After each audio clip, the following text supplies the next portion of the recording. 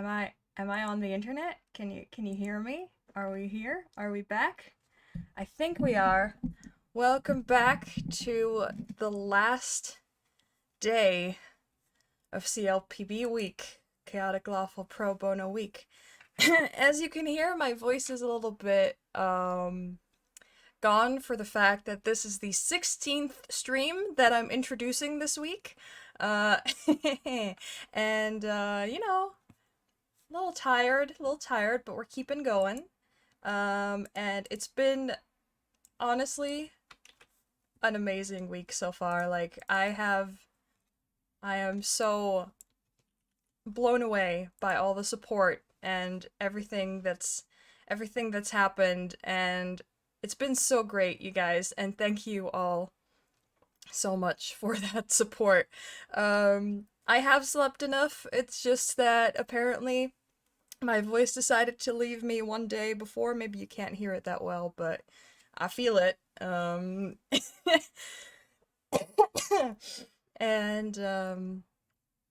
I'm blown away by the fact that we are 94 euros away from collecting 4,000 euros for our charities, which is absolutely amazing, and I'm sure we can get there today, which means that I don't know, I've said it before, I thought we maybe would get to like 1,500 and that would be it. And now we're almost three times as far as that, which is just insane. And I can only accredit that to the hard work of so many people who have just thrown the past 2 or 3 weeks into this and who have just put blood, sweat, and tears into that, including me, but definitely not only me. Like, I get to be the face this week. I got to do all the work this week, by like presenting and stuff. But like the past 2 weeks, so many people have been so amazing in supporting and in making assets and in finding sponsors and corralling sponsors. Even to this week, Amy has been amazing in Amy Varnish Truths has been amazing in just getting us giveaways and sponsors and people. And man, we're gonna do a proper like thank you round for everyone who helped sometime in the next week,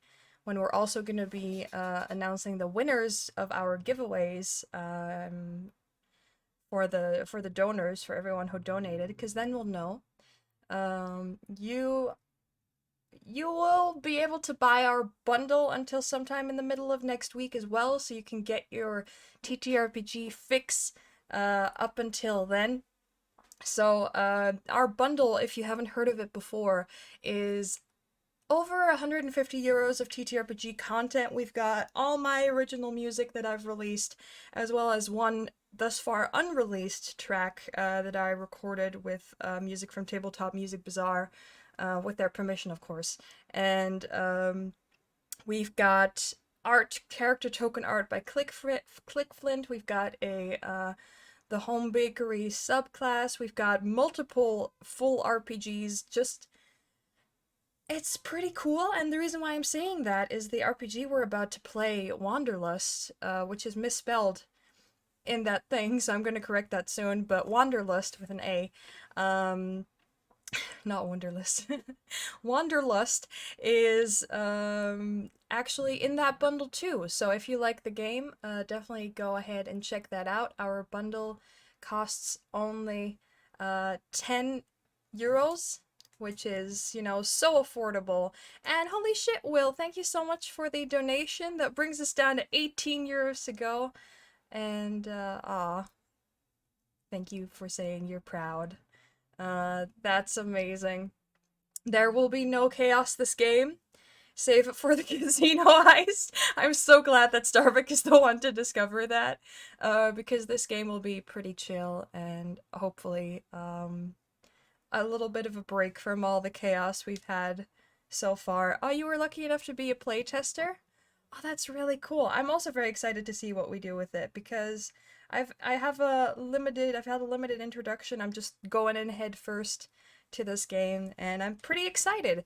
Besides that, everything we've made this week, the 4,000 that I've mentioned before, plus also everything from the bundle sales that's going additionally to that, will be going to the COVID-19 Response Fund from the WHO, Mind UK, which is a charity that is active for mental health resources and help in the UK, and the Equal Justice Initiative, which helps fight mass incarceration and groups that I always like English words are sometimes difficult for me, and groups that are minorities and groups that are undervalued in the United States to give them it's been a long week, guys, to give them judicial support and to help them there. Thank you so much for the donation as well. We're now 70 euros away, which is crazy. I think our Ko-fi income from the bundle sales and the chaos that was donated there might actually add around 500 as well. So if we get to 4,500 today, that would mean a total of 5,000 collected, which is pretty crazy. So, you know, it's pretty cool. It's pretty exciting. Everything's pretty exciting. So, yeah, thank you all so much for that. And you can find out more about winning by the chat commands there. You can find out more about our causes there as well, and how you can donate. So definitely check that out. We will do another giveaway in the break with the Underground Oracle Quarterly Bundle, which includes over 70 pages of D&D supplements for both sides of the table. I can finally do a good ad read now because I've supported them on Patreon myself for their only, I think it's less than $6 for their tier. You too can get the past 4 quarterly bundles, which is an entire year's worth of D&D supplements and way more on their Patreon, so be sure to check that out. Underground Oracle Publishing on Twitter and Patreon has been an amazing sponsor for us this week, and thank you so much, Nicola, for getting that for us. Our other sponsor, Loot Tables, you will see GMing today after this one shot, which starts at 7 p.m. CET, which is 1 p.m. ESC. Definitely look forward to that because that is probably going to be absolute chaos. Thank you so much, Dungeon Glitch, for the donation, and Solinaire for resubscribing at tier 3. I love you. Man, hey, if you want to support this channel, because I'm in this game, I'm gonna say it, I only say it during my own games because that's not what this event is about. But definitely consider clicking that follow button if you like, and if you really like, consider subbing if you want. It does really support me to keep the lights on and to keep going and to maybe one day become a full-time creator. That's the goal. So know that that's what your money is going towards.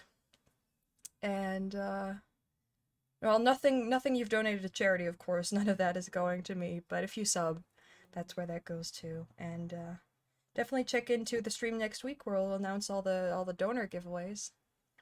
So I'm gonna switch over. I've been rambling, so I'm gonna switch us over, and we are gonna start our game. Hello. Can you hear me? I'm gonna switch us over. So you are now visible along with the board, and everyone can hear you now. Hello. Hi, everyone. Hi. We are live on this Sunday, the last day of CLPB-week, and we're going to go through a round of introductions of just ourselves. Star, if you would like to kick us off. Sure. Hi there. I'm Star. So I make games sometimes, and the game we're going to play today, Wanderlust, is one of those. And so Yeah. I hope you all enjoy coming and checking it out. And if you like what you see, it's included in the bundle for that's being promoted as part of the Chaotic Lawful Pro Bono week. So definitely check that bundle out if you like this game. Yeah, that's all I've got. So Yeah. Just go buy the bundle. There's literally nothing that you can lose. So it's all for charity, and there's amazing TTRPG content. So I've already introduced myself. Hi, I'm Laurai. I am a law student in my early 20s that somehow got it into her head that streaming would be a good idea, and so far it's been a good idea. So that's pretty cool. And I'm very glad that this week has been so amazing thanks to the wonderful TTRPG community. And we're already down to 60 to go from the 94 that we started at because people have already been donating, which is great. Nice. And Will, Tabby, hi.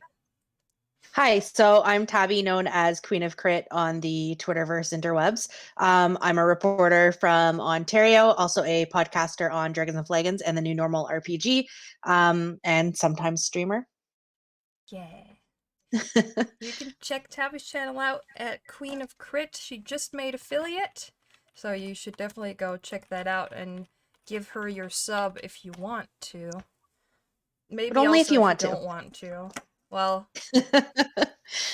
you know, if you yourself are saying it, you can say only if you want to, but I can tell them to also do it if they don't. So yeah, thank you both for joining me today for this game. Star is gonna guide us through, even though the game is technically GM-less, but since he made the game, he's I think the best guide we could possibly have into this journey. Great. So that takes care of step one of picking a facilitator. So we got that out of the way. But so welcome to Wanderlust. Wanderlust is a GM-less game about a single protagonist. We're going to create one character who's preparing for an important journey in their life. And that could be a literal journey, going off on some adventure. I've played games where people are uh, going to druid school. They're the first in their family to do so. Tales of knights, folks blasting off into space to explore Mars. And then I've also played games that are more reflective, or where someone doing their last dance recital, like a dancer, before they're retiring. So it's the idea is we're going to prepare for some big adventure, and we're going through the days leading up to that adventure as they're packing and saying goodbye to the people and places that they care about. It's the adventure before the adventure. Before we actually dive in, though, there's a little bit of preparatory stuff that we want to do. So I've got the board up. I think that should be visible. And as I zoom in here, we've got a couple important tools to help us. One, help us have this conversation. I've never played with either of the two of you before, and so I don't know what types of things that you feel comfortable with in terms of content. I know that sometimes we might have different ideas about what's happening in the story. And since we're sharing characters, it's important that we have some space to talk about and discuss what's happening on screen, or even correct it, right? Sometimes you might say something and then realize, you know what, that's actually not what I wanted to have happen. Can we go back and adjust that? So there's three little icons on here, and it's going to be hard to do this on a virtual tabletop. So I'd like to talk a little bit about how we'll sort of address this with the video. But we've got what the first tool that we have at our disposal to help us is the pause. Basically, hey, if at any point throughout this game, we can just pause it and take a moment to talk about what we saw on screen. It could just be because you're stuck and you're looking for some advice or for some help. I might want to check in on, like, okay, I want to make sure I understood what your character was trying to do there and like what that intent was. Or it might be because there's something that came up that you want to consider retconning or adjusting. And that leads us into the second tool, the retcon. Hey, if Marvel and DC can do it, why can't we? Like, we are collaboratively writing a story together. And so if at any point in time we need to shift or change something around, that's feel free to retcon it. We can be like, hey, can I retcon that? And then the third is fade to black, which we might have things that happen on screen where we're like, I don't know if I want to go into detail about like the actual, say, like two characters get into an argument. I don't want to go into the actual like flying of fists. Maybe I just want to like fade to black and come back up when the fight's over, and just sort of focus on the actual relationship impact to that. Or hey, I want to do a quick fade to black and jump forward in time a little bit to a future point in this scene, if we're sort of feel things starting to drag. So feeling free to kind of use those tools both as safety and helping us set our boundaries, while also allowing us to collaboratively edit and change the story as we go. So how do we want to communicate those if we feel the need to, or we dive in? What do we think? I'm not sure if you guys have that, but I have pieces of paper where I could just draw the stuff on and then hold them up. I could do that. Because I know I might have issues like trying to interrupt a conversation or like saying it out loud. That's a good idea. That's a good suggestion. I'm gonna close my window though because I'm getting pretty chilly, so I'll be 10 seconds.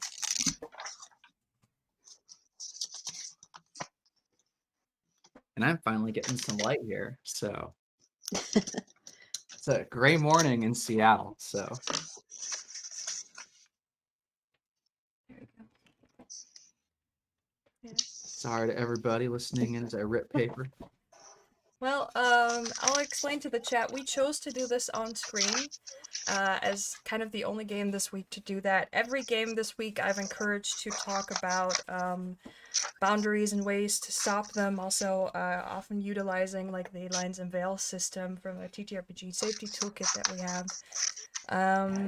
But we chose to do this on screen because it seemed fitting to do that for this game, because it's a very important part of a collaborative game, and also because it's just good to normalize going through like boundaries and ways to talk about them during the game, even if it never comes up, because I don't think we've ever seen anything like that come up on stream this week. It doesn't have to come up, but it allows you a kind of like safety and comfort to know that you can show your boundaries if they come up. And it actually allows us to like delve deeper into the games, I feel. Because you know that if you ever do hit a boundary, you can just show it, and that everyone will respect it, because you've talked about it. So, yeah, that's why I'm trying to recreate the art that you drew, but Me too. it looks slightly more terrible. Hey. I'm sure it's great. I've had a lot of practice drawing these. Oh, yeah. So, but before they were formally on cards, it was just drawn onto an index card. So Oh, that's cool. Getting some backstory. I feel like I'm getting kind of the exclusive by playing the game with its creator. Pretty cool. Because obviously everyone who bought the bundle is going to start playing this game now. I hope so. It's a One great day we're tool going to for- see some random be talking about playing it, and we can be like, we played with the creator. Heck yeah. Okay, I feel like that's clear enough. My Sharpie is almost empty.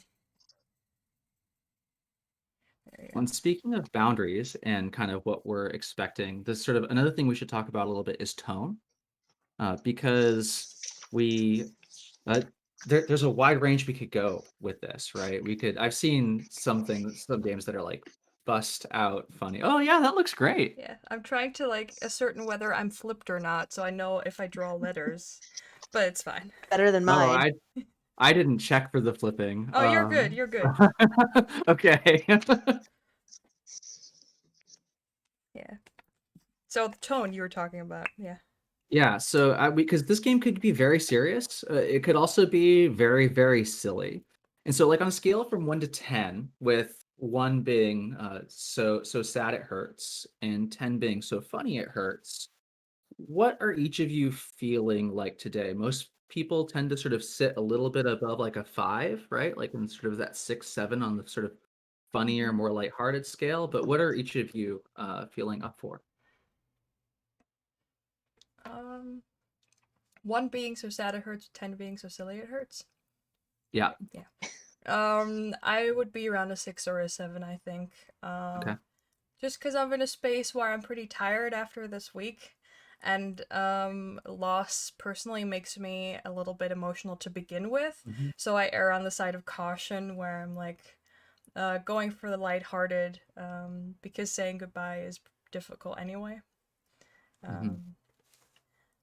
But that's me. I'm also good to go with what other people need or want. I'm good with a 6 or a 7.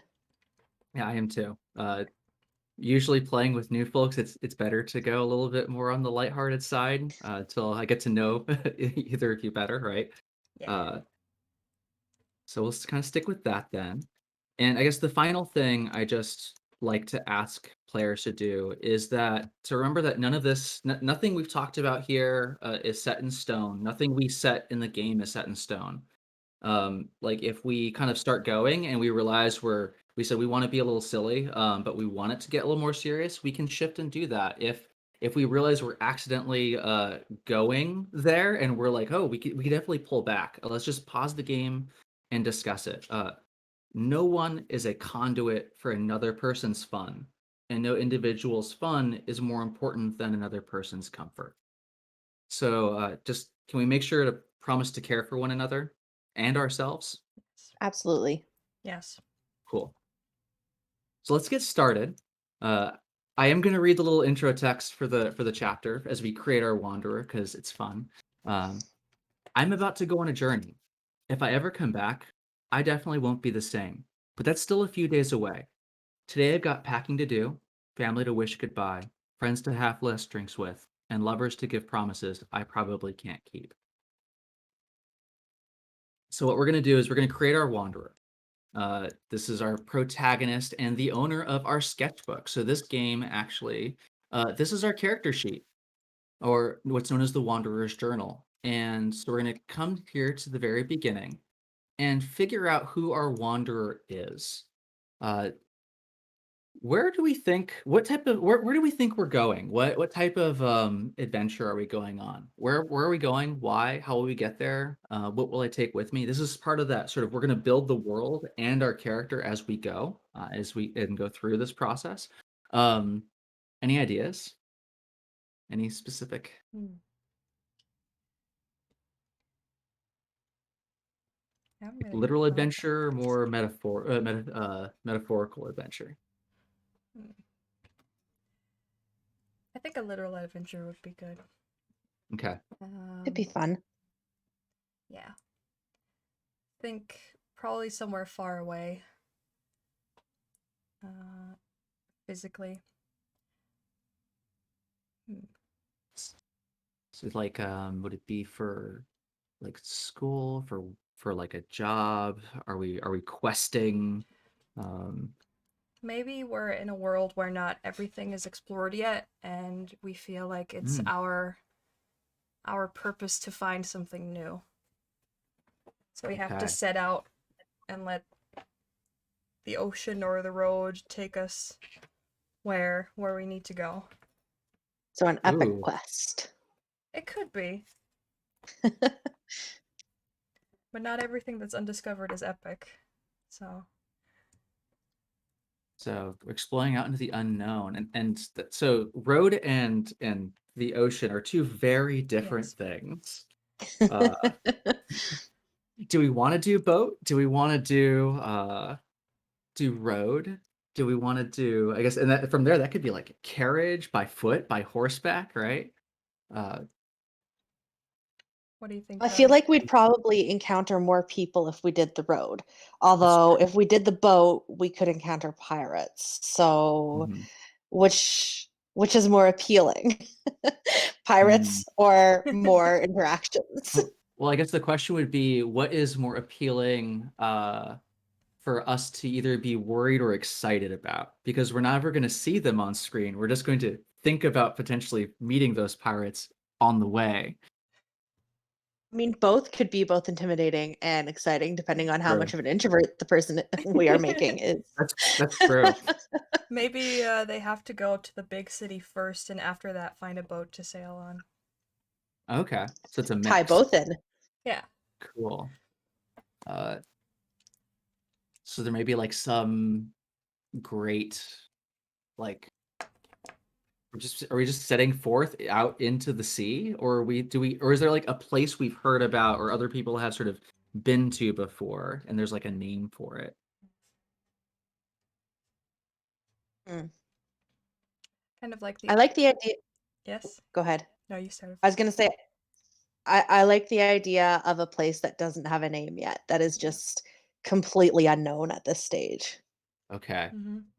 so we don't even know where we're going. Yeah. We're gonna get in and go off to the horizon. Yeah, I'm reminded of in Greek mythology and in the Theros D&D setting too. The ocean and its islands are kind of described as like Mm. you can't map them out because they're ever changing and everyone kind of finds something different there. And you could take a Ooh. journey of 3 days, or you could be lost for years onto the sea. And I was kind of thinking about that when I suggested ocean, because it was like, it's kind of like that. You know you're going to find something, but you never know how far or how long or how dangerous it's going to be. So I like the idea of an ever-changing sea. Like that's really neat. I play Magic, but I didn't know that was a part of Theros's Yeah. setting. I'm running a Are Theros we campaign now, so I've been thinking about that a lot, how to embrace that feeling, and I like it, do I we found. are you good with doing the ever-changing sea as well, Tabby? Oh, absolutely. Okay. That sounds like So we fun. so we need to go through, but we're gonna visit a couple stops along the way. What will I take with me? What's something important, or what important things am I bringing with me?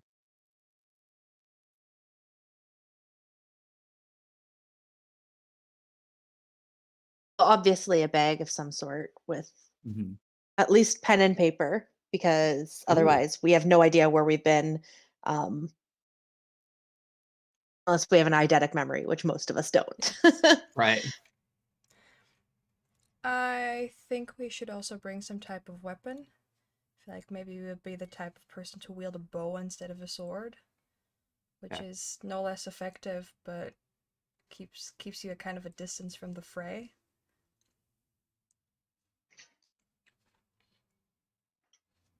Well, anything personal? Like, is the bow important to us in some way?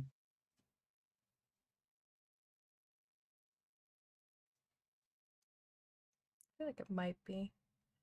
It sounds like Okay. we're from a small town, so having a good bow would be something very valuable. That might be a gift we received from someone important. Mhm. I mean, I don't know how comical we want to go with our character. Could always have them like with a personal teddy bear that they never leave anywhere without. Yes. Not that I'm Oh, talking from I love experience or that. anything. Yeah. Like we can't afford like a familiar or like a pet. We have a teddy oh, bear. yeah, that's great. Yes, and I'm already imagining them like throughout their adventure being like, why do you have this stuff? But don't look at that, Don't look at Mom. that. Right? It's my mom's. My child. Oh, Will suggested the bow be made from the wood of a tree that grew outside the family home, and I like that. Oh, I like that. Oh, we made Yeah, ourselves. maybe that was our way to prove that we were ready to wield it. Is that we made it ourselves? Yeah, we definitely have a teddy bear. Where am I leaving from? What sort of place am I leaving? How big is it? What does it look like? And why is it important to me? It kind of sounds like we're leaning towards like we're leaving home, uh, is what I'm hearing. Think Yeah. leaving our family for the first time, maybe on that like big Ooh. coming of age adventure where, it's time to foray out into the world. I will find my way. I can I I go the could. can go the distance. You don't distance. want me to sing, but yes.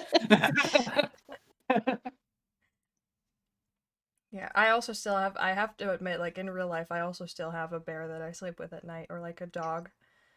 Because I'm in a long distance relationship, and last time he was here, we went to IKEA. We went to like the kids section, and we picked out like a big cuddled stuffed animal. So it's not necessarily immature to have one.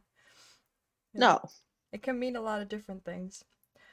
But our character I could have definitely feel some kind of shame over it.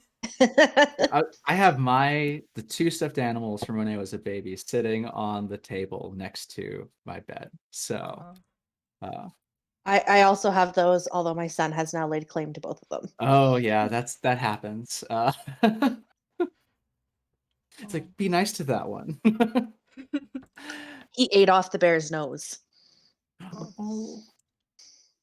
My poor bear.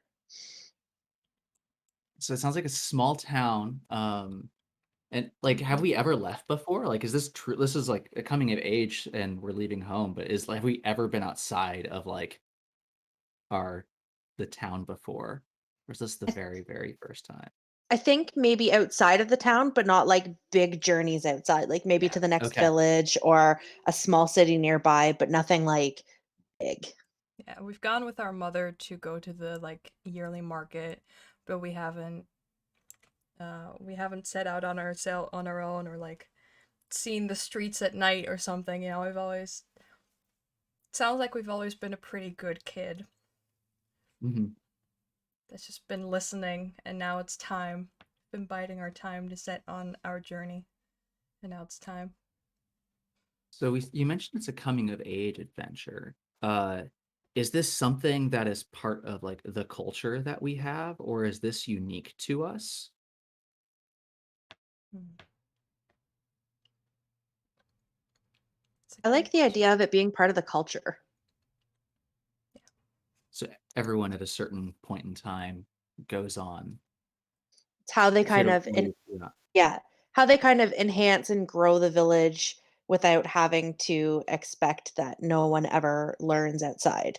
Yeah, I think it. Oh, so we're expected to bring knowledge back. Oh, sorry. Oh yeah, I think it should be a choice to leave. It doesn't have to be an absolute requirement, but I think most people choose to go nonetheless. Um, not kind of tied to gender or to like things Mhm. like that, but more if you want to leave, you can, and if you bring back knowledge or I don't know, a family, treasure, anything like that, that will be great. And there's probably a bunch of people in our village that have. It's kind of neat that there's an expectation that folks will come back. Um, that's Yeah. really interesting. Yeah. Well, probably What am I? people have come back, and we probably think that those that don't joined a family somewhere else and went Mhm. back somewhere else. It sounds like we're all very positive about this journey. Yeah, that's what it sounds like. We might be Oh, horribly wrong. right. Well, we might start off excited, and by the time by we get to the point to leave, we might no Yeah. longer be excited. Yeah, So, there may be giants in the sky. what am I leaving behind? What do I want to take with me but can't? What am I glad to be rid of? Glad to be rid of a pesky younger sibling who follows us everywhere Yeah, and repeats everything we say and do. yeah. Yes. And also probably the idea that we're not an adult yet. Yeah. I think we're Oh, glad yeah. to finally embrace the fact that we're an adult now. We can I call still get, ourselves yeah. grown. Even I go back home. So I grew up in Hawaii, and even when I go back home for like family events, I still get put at the kids' table. So Yeah. yeah, I know that feeling. It's not necessarily that we prove ourselves by leaving, but it's more Mhm. like this is the moment where we know that once we return or that when we tell people we're on this journey that they'll know like, oh, this is an adult. This is someone who's, not no longer a child. If it's part of the culture, then I feel like everyone would kind of Mhm. respect that. I feel like we've probably, Yeah. and our sibling has probably tried to leave before and not been allowed to yet because they weren't ready. Oh, interesting. It sounds like that kind of sibling. They're like, I'm ready. I'm leaving. I'm taking my training sword and I'm going. And enthusiastic younger Yes. sibling. Yeah. Yeah, it sounds like a girl with a sword to me. Is there something we want to take but we can't? Like there's something we're leaving behind that we know we're gonna miss. Obviously our family, but anything specific. I think some kind of pet, which would also Okay. fuel the need for the teddy bear Mm-hmm. even more or the stuffed Mhm. animal. Yeah. Oh, what weird pet do we have? Like what weird sort of fauna do we have in this world? Well, we definitely have a little bird cage full of like pixies, not the kind of pixies that have like sentience, but more the kind of Mhm. pixies that would could be like canaries comparison in Yeah. our world, but in this world it's pixies. Oh, And cool. they kind of help Are us they take care of the flowers, but most of the time they're in their cage. We have Like- of course, we have names for every single one of them, Yes. right? And we can tell them apart, even though, uh, Yeah, other people can't. Perhaps we have such an attachment to these pixies that like we're known for being the one strange Mhm. one in the village who like regularly walk around and see pixies peeking out of our hair. Like we Yeah. just Oh, take them yeah. everywhere, so leaving them behind is really hard. Or we gotta make Uh, sure that that one pixie that loves us a lot doesn't accidentally sneak into our clothes and comes with us. mhm. Yeah. Awesome. It sounds like we have a garden too, though. Like, it sounds like if we use them to tend flowers. Mm-hmm. Oh, what's Yeah. gonna happen to the garden when we go? Who knows? Folks, please take care of the garden. I feel like we Uh, would have had like a grandma or an aunt or a family member that may be now gone, whether it's on the journey or not, who really loved flowers, and that mhm. kind of like got transferred onto us. So it's both a memory and a hobby.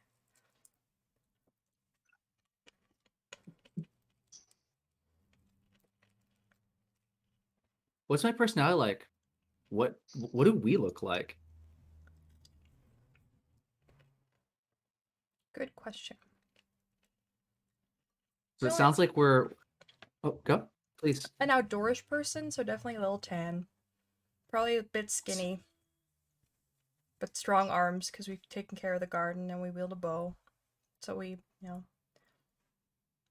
I feel like ambitious, and not in the sense of like wanting to be some big powerful person, but just ambitious in wanting to be in charge of their own destiny, of wanting to be able to bring value, and be seen as being valuable.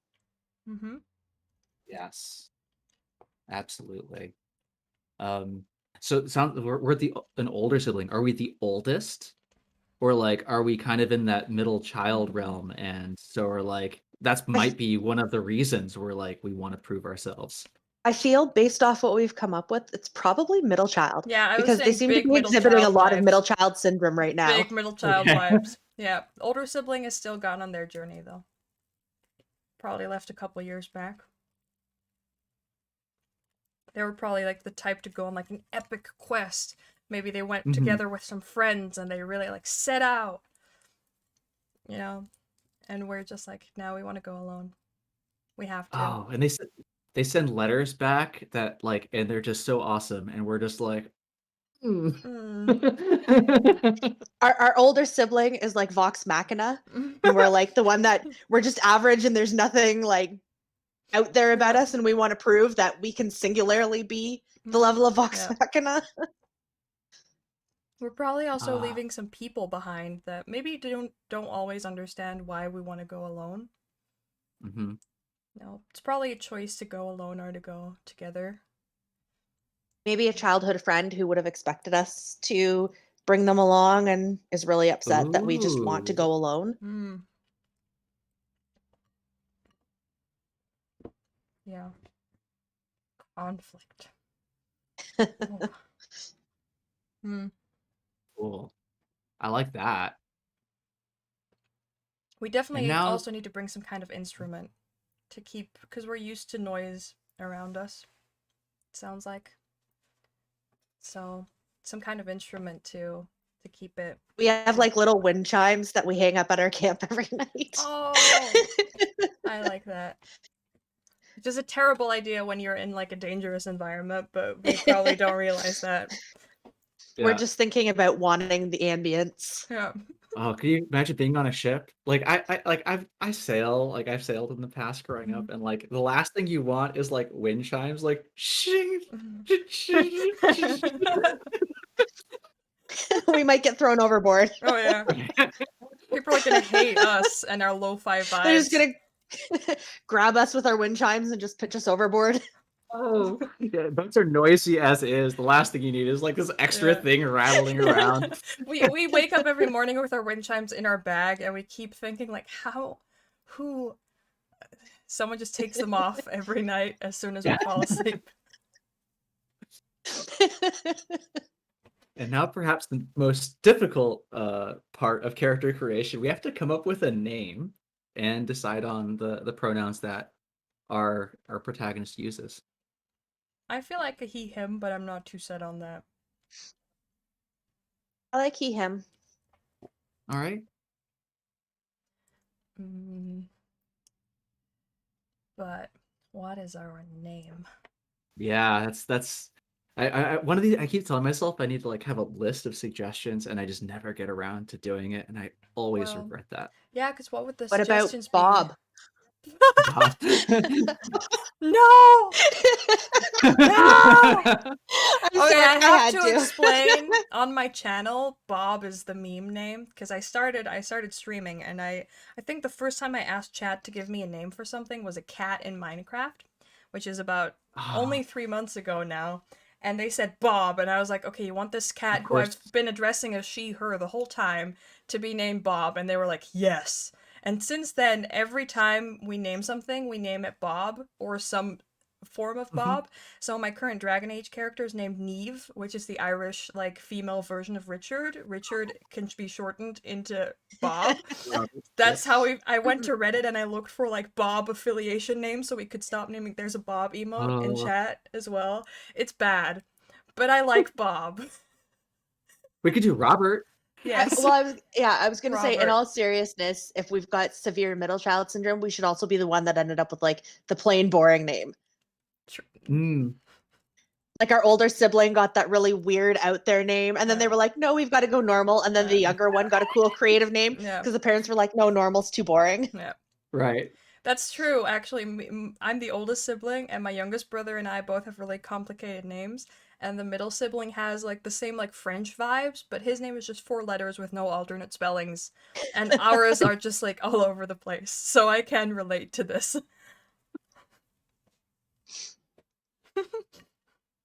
I think so. So Robert? What? I Older mean, sibling hey, is that's Peregrine or something, but just Robbie says beating the binary. Robbie. Are we good with Robbie? Hey, it's on Robbie. brand. I like it. It's on And then brand. when they come back, they insist to be called Robert because they're a grown Yes, up now. we're an adult now. Address me by Robbie my in full quotes. name, younger sister. uh, I've seen things you okay. couldn't imagine. So now that we have our Wanderer, it's time for us to start getting into the actual game and digging into counting down to the days left. And so we have these are our event cards. There are 24 of them. And what we're going to do is each day that passes in preparation for our journey, we're going to pick an event uh, and we're going to take turns. So it'll rotate. So the first turn, one of us will play as Robbie. Another of us will portray the sort of act as all the various the what's called the supporting cast. So you'll portray if their annoying sibling is in the scene, you'll portray their sibling. Um, if you're, and then the other person, the third of a person, blah, blah, blah, blah. This is what I get when I don't actually read the rules, but try to summarize them. And then the third member of our player will portray be the director, and sort of serving more as like a GM role, where what you'll be doing is sort of setting the scene, portraying the world. And so we have to figure out how many days we have left because each will take turns shifting those roles around. Uh, Typically, each scene takes about 20 to 30 minutes, depending on how fast we go, plus a little bit of time for setup. So we probably don't have a ton of time, um, but we can kind of speed things along if we need to. Any thoughts? I think it's best if at least each of us gets at least one turn to portray each of the different roles and get a chance to play as Robbie. I think 3 is a good number. Okay. Yeah, I think that's Robbie's what the I was kind going to of suggest. person Is to 3. not start preparing too early because it's also kind of hard. Well, yeah, because like we know what we're bringing, and everyone else like we're on one side dealing with people who are like skeptical that we're going alone, and on the other side we have a pretty like nice family. It seems like Mhm. so. We've That's been mentally prepared for this for years, yeah, so we already have been like counting on what we wanted to bring the whole time. yeah. Yeah. It's this weird sense. I set off to spend half a year in Canada about more than a year ago, and where you're mentally preparing and you're doing all the things Mhm. for it for months, but you only start packing your suitcases a couple days before, and it's the weirdest sensation to then finally start packing your suitcases. So 3 days left. That's good. And this, as with anything, we can always retcon this and change if we find we have some extra time. We might have some delay that forces us. The important rule here, though, is nothing can prevent Robbie from leaving. We have to have like we can have things get in the way. We can have Robbie maybe even feel like he doesn't want to go anymore. But at the end of the day, he still needs to leave, or else. I mean, I can't stop us if we do that, right? Like it's a collaborative game, but you're not really playing Wanderlust anymore if you do that. Um, so There's one rule, it's that we wander. yeah, that is kind of like the one most important rule. Everything else is guidelines more than anything else. And so what we want to do is each turn for each turn we'll sort of go through. Sorry, as I give everyone a little bit of dizziness because I'm like, I need to cover the entry. So we'll each day we'll fill out an entry in our journal as we count down the number of days left, and we'll use one of the events on these event cards to frame the scene.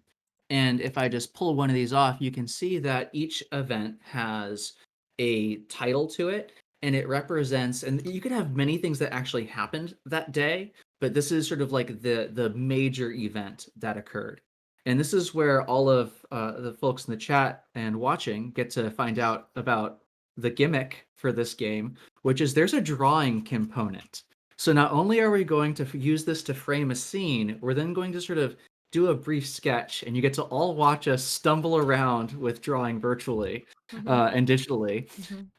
That sort of sets the scene before we go. Now, one thing that's important to remember is the person who's doing this and picking the event is whoever's playing Robbie for that scene. So this is your chance to kind of set in place things that you feel are really important to you for that scene and that you want to show up.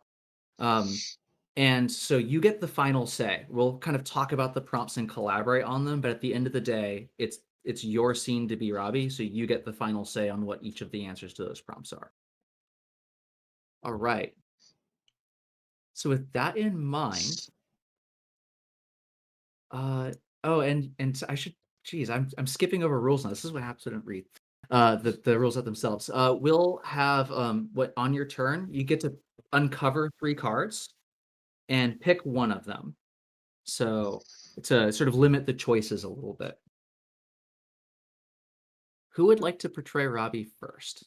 I was gonna say, I'm always the type of person to go first and speak first. I would actually ask to go last if you guys are okay with that. I was going to ask you to go first. Yeah, I know. Mm. But if you guys are okay with that, I would like to go last. I can also go first. Star, do you want to go first? I can. Okay, I can demonstrate. Sure. So it's funny because I'm used to being like I will wait to go last because usually I can provide guidance and advice along the way. But let's do this. Okay, so I'm just gonna cover these 3 here so it's easy for folks to see. Gonna zoom out again. So I've got my own undoing, and there are 2 cards. This sort of demonstrates that has sort of a increase to the number of days left, so sort of delay us on our journey. We can just skip over that since we know we're constrained by time. So I think there are 3 days left if I were to pick this card. So a betrayal or I shouldn't get involved. Feel based on what we know about Robbie so far. My own undoing sounds the most appropriate because I've waited for 3 days before it's time to leave to really start packing. And I'm probably, we're a little more grown up than we want to be more grown up than we might actually be. And so I feel like my own undoing, what have I done? How am I supposed to go on my journey now? And so Oh, normally you'd increase the number of days left, but I think we're going to skip that. Instead, I just think that it will be something that we think we have messed up royally, and now have to figure out how we're going to fix it and make sure that we can still go. all right. So, So the two other roles are one person does all like the supporting cast, mhm, and one yeah, person does what? I forget. is sort of like the director. They All sort of right. set up the scene, you'll frame the scene, and sort of present like basically be a GM for the world. So one Mhm. person's playing the NPCs, one person's doing sort of the world elements. All right. Um, so what have I done? What do we think as we sort of figure out what this scene is going to be about? What has gone wrong? What mistake has Robbie made um to mess things up? Given the Uh, level of ambition that's more like just get out there and do stuff, mhm. my suggestion is Robbie forgot to get out the funds and coins that he would need to get Oh. his journey. So he's got everything but the money.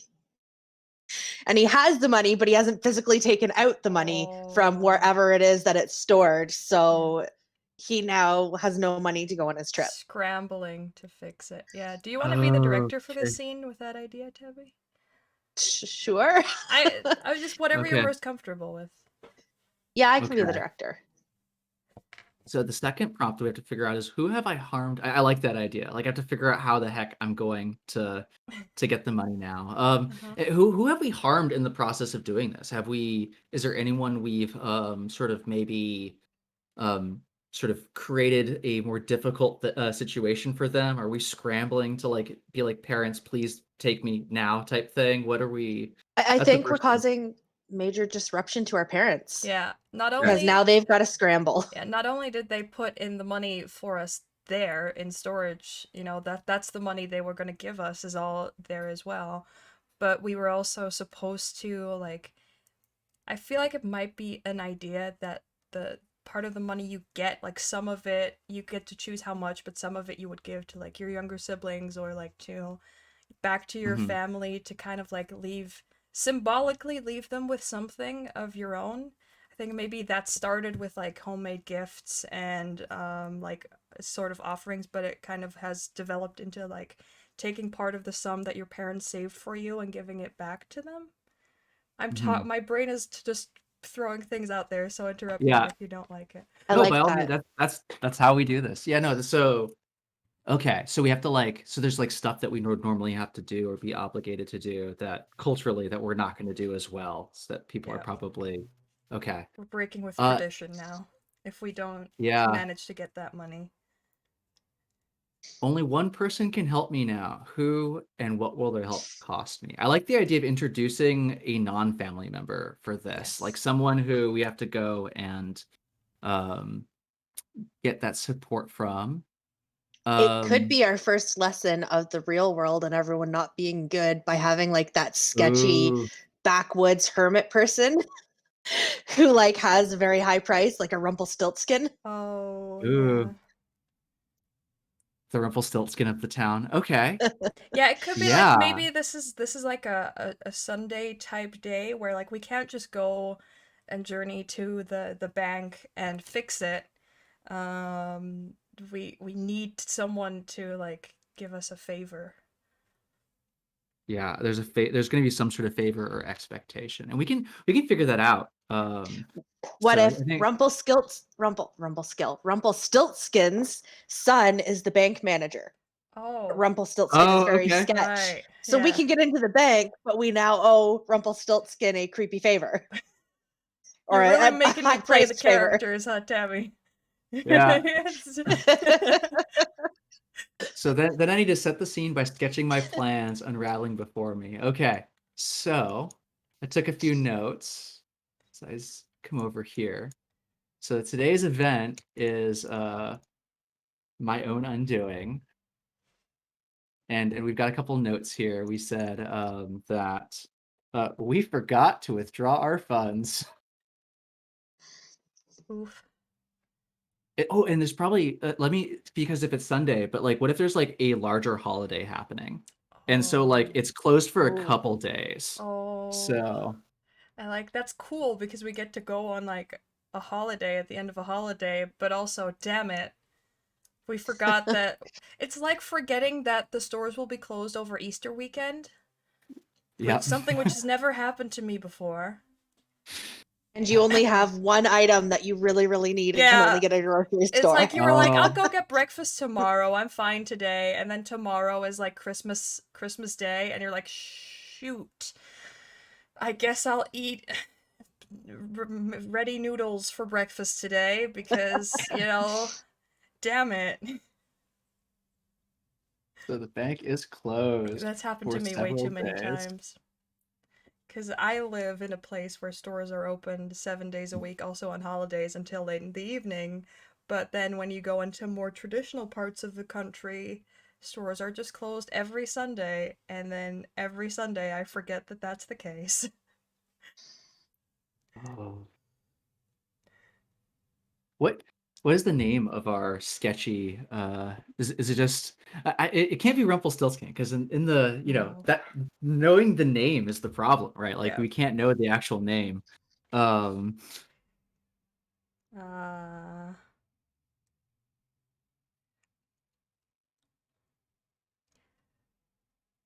Should be someone with another like average normal name. yeah, I was gonna go for like Davies or something. Or like Brett. Like Brett. Brett, Renee. But we have Brett two Davy. Renees in this event, so we It- can't name our evil person Renee. Why not both? We can just say Brett Davies, Brett Mr. and Davis. Mrs. Davies. That sounds like it's a knockoff of a famous person I currently can't come up with who it would be. I think isn't Brent Davis or something? Isn't that like a celebrity or something? I'm not sure. I don't know. It sounds like a football player's name Yeah. to me. For a price. Okay. So to set the scene, and I think I'm gonna let I wanna see Tabby end up describing our bank and all of that. So instead what I'm gonna focus on is I have like my savings box right in my room, and I've like opened it up. I'm all excited to like grab the cash and stick it in. Oh, Uh and so you have to like have we're such a goof. We're like I barely love it. capable enough to be going on this journey. How worried are our parents for us? Like You're pretty worried. Yeah. They probably asked our older sibling in secrecy to like be in the city we're going and make sure we get on the right boat. It's like, hey, make sure they don't get ripped off in the harbor. We've been known to mess up names before too. Oh yeah. Like we were once sent to a bakery named like Sean's Bakery, and we ended up going into Ron's Bakery, and it was Oh a yeah. completely different thing. Yep. Oh, this was the front for the mafia. Okay. Oof. so yeah, so I've got a little bit of cash, right? A couple coins, Yeah. right? Some Like a paper clips and stuff, and I'm like, oh, oops. My empty box. probably like the Um, symbolic box where you were gonna store it in on the journey, but now it's empty. yeah. Great. So so as we talk about the roles again, as we sort of get ready to actually kick off the scene, so it sounds like Tabby, you're going to be the director, right? Correct? Did I remember correctly? Yes. All right. So in the role of the director, you get to open the scene, describing like the establishing shot, narrating what's happening in the world. Also narrate how the world reacts to like what I'm doing as Robbie, and what the NPCs do. Like, and then lastly, you sort of set up the introduction of NPCs into the scene. So Okay. sort of like enter stage left type situation, but you don't portray them, right? That's the supporting cast is going to be portrayed by Larai. And so what you get to do is, hey, you get to do all the fun supporting characters. Now, if you do get stuck and there's like multiple characters in a scene, feel free to ask for help. That's You can I'm stop. a forever GM. I'm really used to having 30-minute conversations with myself. Don't worry. Great. It'll be fine. I had a group of players that love to put me in that position because they like I would do it and they'd be like, "Oh, I love it. I love it when Star does this." They would just sit back and Yeah. laugh. I've had like a council chamber with like 13 counselors before, and Oh my my 4 players were gosh. like, "These people are all far more important than we are. Let them speak." And I was just like, I love the suspension of disbelief here, but this is literally all me. Um, Please don't make me do this. um, and then I'll portray Robbie. And then all of the wonderful folks in our chat, you get to be the audience. And this is actually a really important role because it can be intimidating to explore. Although we're not, we're leaving it sort of that 6, sort of on the sillier side, but it can be difficult or intimidating to explore emotionally vulnerable themes. And so your primary responsibility is to cheer us on. We thoroughly support positive and encouragement. Surprise gasps, delighted squeals, and enthusiastic laughter is highly encouraged. I guess that would be cool things said in the chat. And then for ending scenes, at any time we feel like is a good place to end a scene, any one of us can say, "Is that scene?" And if we are all like, "Yeah, that's right," the scene ends.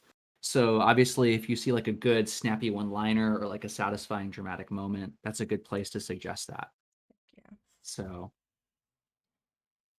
I think the only other thing that's important to mention before we start is that we are sharing characters here. And so I don't know if you've ever had that experience before, but often I've run into folks that are like, I've never done that before. And so it can feel a little weird if I had one take on Robbie and then one of you has a different take. And that's okay. In fact, we should be interested in playing to find out and exploring that about our characters. Let us be sort of surprised by the directions that they go and the types of things that they're interested in, rather than being, too possessive of anyone in particular. Hmm. I All feel like right. Robbie's a kind of a leaf in the wind sometimes anyway, so I feel like he might have like different types of interests and you know his wind chimes are very indicative of his personality, I Yeah. feel. So, with that in mind, our director, feel free to set the scene. Where am I? What am I dealing? Like, where are we starting? And All right. So our scene starts with a big wide open shot away from our main character in the locals all call it the city, but it's really just like a slightly larger village that has all the amenities that the small villages don't. And the bank with a big sign in the window that says closed for festivities will reopen in 3 days. And then it fades out and comes back to this small house in the village where Robbie is frantically throwing things into his bag and running around and checking things. And he runs over to this precious box of his and flips it open, excited to count his coins again. And we see Robbie. I'm like and I'm counting, and I like dawns on me. Oh, we did our folks. So just mom, dad. What do we call them? Mom and dad? We can go with that. Their names are probably Uh, like Jeanette and what's another good Francois. Jeanette and Francois. Francois. They didn't grow up here. Okay. They ended up here from their journey. But they're from Yeah. okay, I love it. Let me write that down. I'm gonna forget that. Mom, dad. Yes, honey. Uh, where did I put the travel the envelope with all the travel stuff? Um, you mean the money? Yeah, that yes. Still shouting from the other side of the house. Don't you remember we brought that to the bank, sweetie? Oh. Are you sure? Yes. We did that for I your think for your brother as well. of course they did. You can just leave it. Closes the thing. So we need to go to the bank then. Sure, you can take the horse if you want. Have I ever taken the horse before? By myself? You're an adult Probably now. not. Yeah, probably not. Probably not. This is mom and dad's way of being Yeah. like, you need to grow up a little bit. Yeah. Okay. So in the Mhm. scene, as Mom and Robbie are talking about Robbie taking the horse to the Shouting bank, across the house. this will be when Dad comes in and Dad talks about the fact that it's a holiday and Taking is off his cap. not surprised and yet not happy that Robbie has forgotten one of the most important parts of preparation. So Jesus I like Christ. go running out of like the bedroom I'm in to like wherever they are in the house, and I am like, we have to go to the bank. So Dad, can you help me with the horses and get to the get down to the bank to get the funds? You know how to saddle a horse, son. Yeah, I Right? can. I have to Yeah. go back down to set up the tents for the holiday. So if the bank is closed, He's got it. Yes. is the wheels are turning. Yeah. It takes a little moment. Your parents are just looking at you, just waiting for you to get it. As Robbie is having the wheels turning, we do have one more character enters the scene. The pesky younger sibling who hears that his brother has forgotten the money and comes in to mock him. Oh, wonderful. Robbie! Bob! It's Robbie. Don't call me Bob. Why not? Because I don't like it. You know that. Well, I mean, you forgot something, didn't you? Not right now. I'm gonna go. I'm gonna go settle the horse. I think I like kind of storm Yes. out. I have not figured out how I'm gonna solve the problem yet. Your I, like, father kind of purposely- grabs you by the shoulder and goes, "Son, that's not how we fix our problems." Well, what am I gonna do if the bank is closed? How am I supposed to get the money out? Can we like call somebody to like let us into the bank? Is there like I could help you break into the bank. You could go on a heist. really? Probably. I'm pretty sneaky. I mean, you're not. I can go on a heist. I'll fix your problems. Quick check. This is the sibling, right? Yes. Yes. Okay. Not the parents. I'm like, wait a second. Yeah. Okay, I'll put on a higher voice.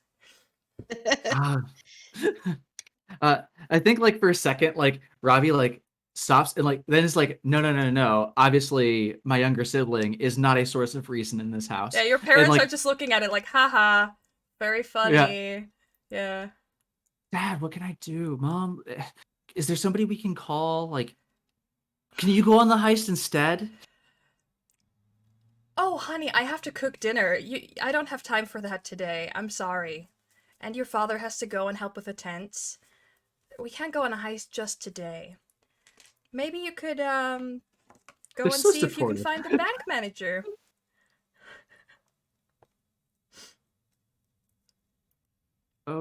Okay. Like, this is your journey. It's very important to you. I'm sure they would make an exception. We could go with you if you Okay. like. That would be good. That Yeah? would be good. Okay, how So I think I about probably go. Oh, how about I go with you? We leave your brother here. He can start with the preparations for dinner, and your dad just goes do his work, and we'll take the two horses and we'll go out. If you saddle them for okay. me, then we can go out. Okay. I'll do that. Think several minutes later after I've fought with saddling the horse. I've done it before, but like never by myself. Like I'm probably easily distracted, right? By that. And so do we want to fade to black and cut to us trying to approach Brett Davis? Do we Yeah. where do we want to go from here? What are we thinking? You're a Well, director, Oh, was you Tabby. brought your I mom. was going to suggest that Mhm. while the saddle, given that this is a small village and the level of the shouting that was going on Yeah. between Robbie and Oh, Mom yeah. across the house over the money, word spread pretty quickly through the village that Robbie was Oh fundless for no. his journey, eventually reaching the ears of Brett Davis, who happened to be walking around when he heard villagers giggling about it. Sinisterly. So as Robbie is out fiddling with the saddles No. and very poorly trying to get them on, Brett Davis approaches with an offer. Good So afternoon, are young we? fellow. Are we in like this? Am I in like sort of where I'm saddling up the horse, like in sort of like the Yes. barn? Okay. You're in the Um. stable area, getting the saddles on, and Ooh. you get one on and the saddle slides off the other one. Okay. So like drop and I like pick it up. Oh, hi there. Uh, Need some help with that, son? sure. I'd love some help. I've done it before, but just never by myself. And I'm Mm-hmm. sure it's a small enough town that I probably know who this is, right? Um, okay.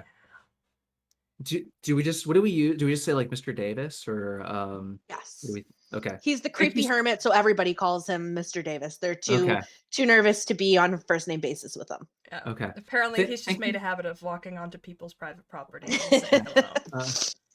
Thank you for your help, Mr. Davis. And so like can like hoist it up That's onto the all right. horse. So you're going on your journey, huh? Yeah, that just in 3 days. 3 days. Right. Got everything prepared? Uh, just about. There's a couple things I still need to do, and like sort of like realizes that I haven't put the blanket on. I just put the saddle on, and so I like take the saddle back off, and I'm sure now it's sort of like Yeah, he trying to puts like the flop blanket the on. blanket Yeah. over. Yeah. Um, I just need to let's see. I need to feed my pixies. I need to water the garden. I need to pack my clothes and the I need to make sure I finish stringing up the bow, and I've got some arrows to take with me, and yeah, so I've got a bunch of things I still need to do, but I at least have a list. I can count them, You've and I lost his remember them. attention completely. So and I need to go to the bank right now because I'm gonna go and get my funds because I have them. It, Mm-hmm. my parents took them to the bank. I thought they were just gonna leave them in my box, but apparently. Well, that's how we keep money safe. We bring it to the bank. Wouldn't want anyone's little siblings to come into their room and pick up all the money in their box. Oh yeah, they would do. Okay, that. Hey, Mr. Davis, do you know who would be able to help me get to the bank? Because I hear the bank is closed, and I don't know who to It call. is. I do know someone. But I mean that would be a pretty big favor to disturb them on this holiday. I know it's a holiday. Let's see. He's gonna Okay. walk towards you and be a little too up in your grill to be comfortable and put a hand on your Oh, shoulder, a little I think this is patronizingly. yeah. Up until now, I've been more preoccupied with like everything Yeah, else going on, and I think like my blood goes cold for a yeah. second, right? As I'm like, oh, um, Listen oh, here, son. You're going on a journey far, far away, and this is the moment where you're gonna prove that you're all grown up, right? You can fix your own problems. yeah, I can fix my own So problems. how are you gonna fix this one? My I, uh, well, I was planning on trying to find someone who could help me get the funds from the bank. You found them. Next Um, step. oh, and I think I like step back, take a couple steps back, like one of those things. Like it's one of those things Personal space where bubble. it's yeah, personal space bubble, but also sort of like it's starting to dawn on me that like Mr. Davis didn't just show up for no reason. Because if he had said that he clearly knew I was struggling. Right now, I know that there's something Yeah. up. I'm So not that floaty. Yeah, go. So in this scene, because we all know that Robbie is a little bit unaware of his surroundings and that kind of stuff, when you take a few steps forward, you bump into the horse, sorry, who gets disturbed Okay. and shakes, and the blanket goes flying off that you had just Okay. finally got back on it. I'm just gonna And catch it. and suddenly I feel complete like I feel so small right now. I Mr. Davis, one of the things I know uh that adults do is if they need help, they ask for advice, and it sounds like you might be able to help me. Or do you know somebody else who could help me get who could help me get in the bank? Uh Well, I have a friend who owns the bank, so I know a guy, quite literally. But he looks genuinely surprised that you are looking to him for advice. right. He's like a little thrown off by like how innocently you assume he's here to just help you. Right. Um I'm he's also between me and the door, and he's an adult. Yep. You're stuck between a horse and a creepy man. Yeah. I'm gonna have to pause because I'm stuck on the type of thing to ask for here because Okay. I don't know. Like it could be a monetary thing, but this kid is leaving, you know? Yeah. I That's think it true. could be something he wants Robbie to do before Robbie leaves. Ooh. That's not quite. Oh, I know a thing. We won't say illegal, but I it's know a not thing. quite good. I know a thing. Okay. Okay. It's pretty mean, but it's also pretty innocent. Brett Davis has been seeing this lady, but like it's not he's not into her anymore, but he also doesn't want to break up with her himself because he's not he's not into the confrontation. He's like the guy that like in a couple hundred years he's gonna send her a text to break up with her, but right now he can't. And he also doesn't want to send a letter because that feels too romantic. So he's gonna send this kid to break up with his girlfriend. Oh, he's such trash. To further establish the character of this person. I am okay with that as Okay. long as everybody else is. I like that, but I think the girlfriend should be a woman Or in the maybe a village who, boyfriend. Maybe it's a or boyfriend, boyfriend. whoever it is Mhm. someone in the village who's known for having like a bad temper and being a real grump that everyone avoids, which is why this is such a No. difficult task in the first place. Oh god. Like not dangerous, but just like, you kind of leave them alone, Yeah, Right. exactly. You So, know they won't well, I kill don't. you, but you don't This know what else poor they might do to kid. you. This poor non-confrontational kid. He's gonna end up sending Gotta his grow up sibling. sometime. All right, all It, right. So I'll unpause then, I guess, and yeah. suggest No. this. Perfect. Yeah. Yeah. So, kid, you have a problem. I have a problem too. How about we fix each other's problems? What would your problem be? I've been seeing this gentleman from a couple streets away. You probably know him. His name is Dave. And I've started considering that Dave Davis is not a good future for this person. So I want to end it. But I can't bring myself to say it to his face. So if you could just do that for me. Dave, I, Mr. Is that Mr. Blackletter? Yes, you know him? Oh, uh, yeah, he got really upset that time I was You talking shit trying about my to boyfriend's son? no sir. Okay, I thought so.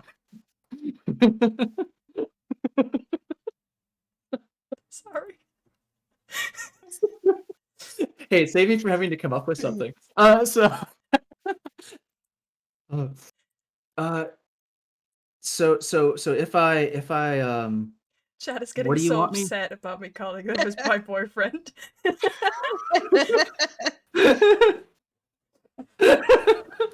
All right. Starbuck. So what do you want me to say to him? You're a grown up, you can probably imagine. Like, you've probably dated someone before, right, son? Mm-hmm.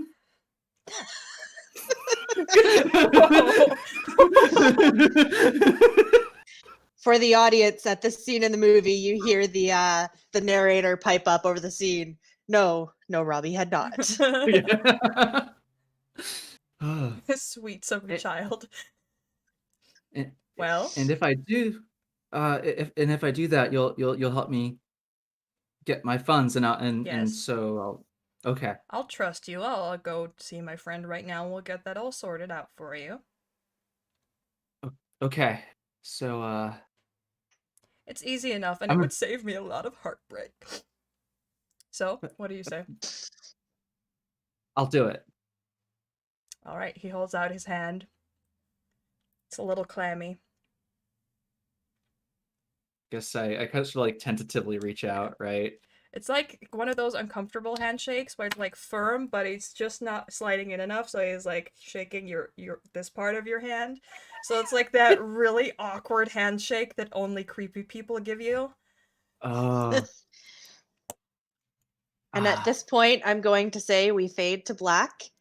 And when we fade back in, Robbie is standing in front of Mr. Blackletter's house, shaking in his boots. It's one of those houses in a village that looks like it's not kept up well. You would expect an old grouch living there, whether it's a man or a woman, the kind that comes out and shouts, "Get off my lawn."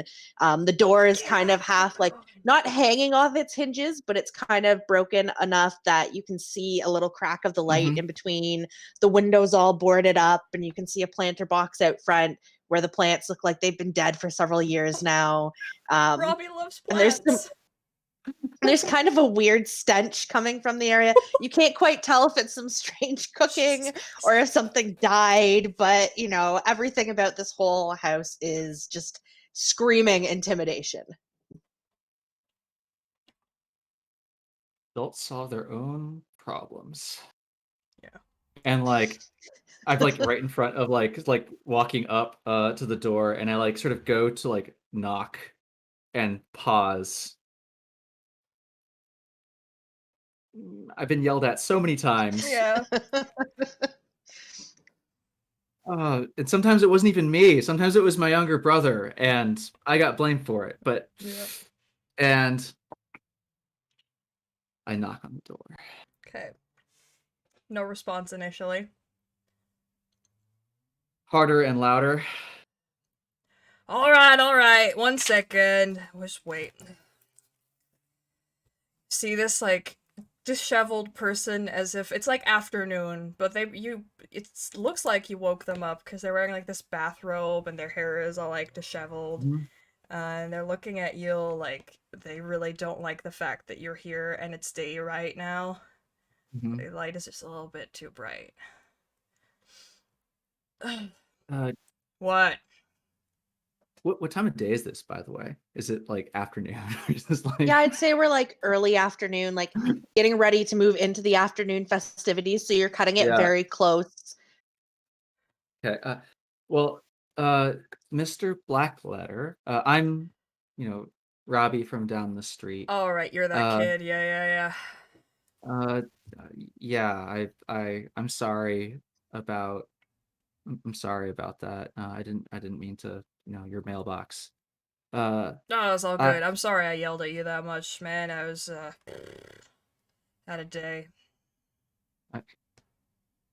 I, I'm going on my journey today. I'm going Oh. beyond the horizon. Well, in a couple days. I still have a couple days at the end of the Mm. holiday.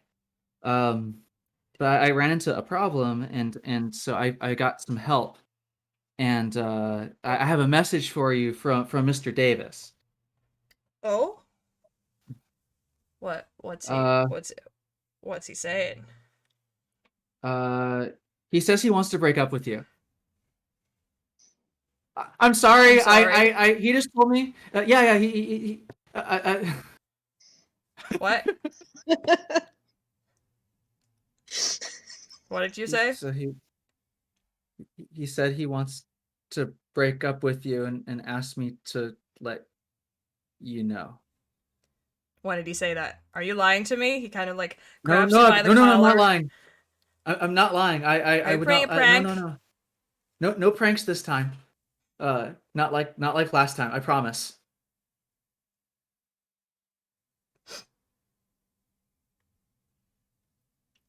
Okay. He sets you Oh. down. Like I was expecting this to be way worse, and now, well, it's worse in a different way. Yeah. Well, Okay, Black thank Letter, you for giving me the message. It's hay fever.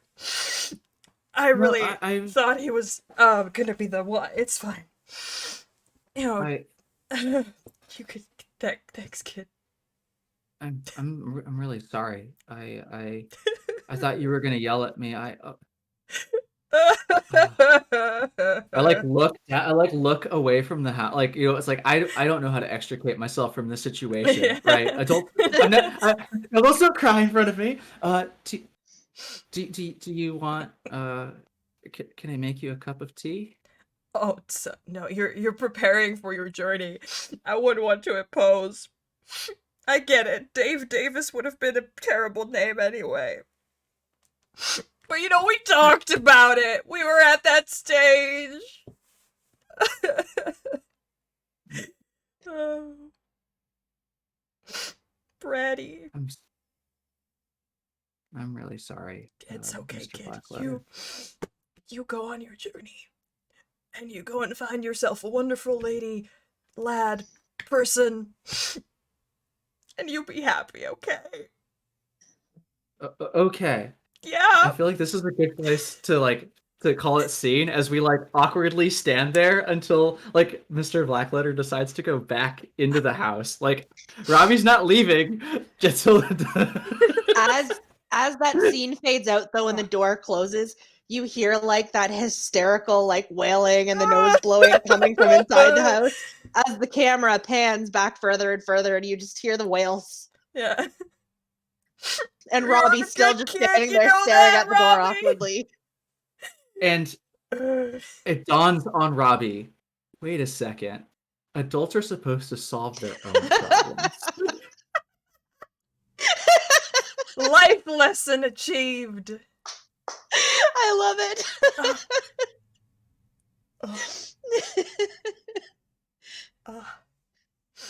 I think that's scene. Yep. That's scene. Wait, I have something for this. Oh. I drew something. Scene. Woo! Yeah.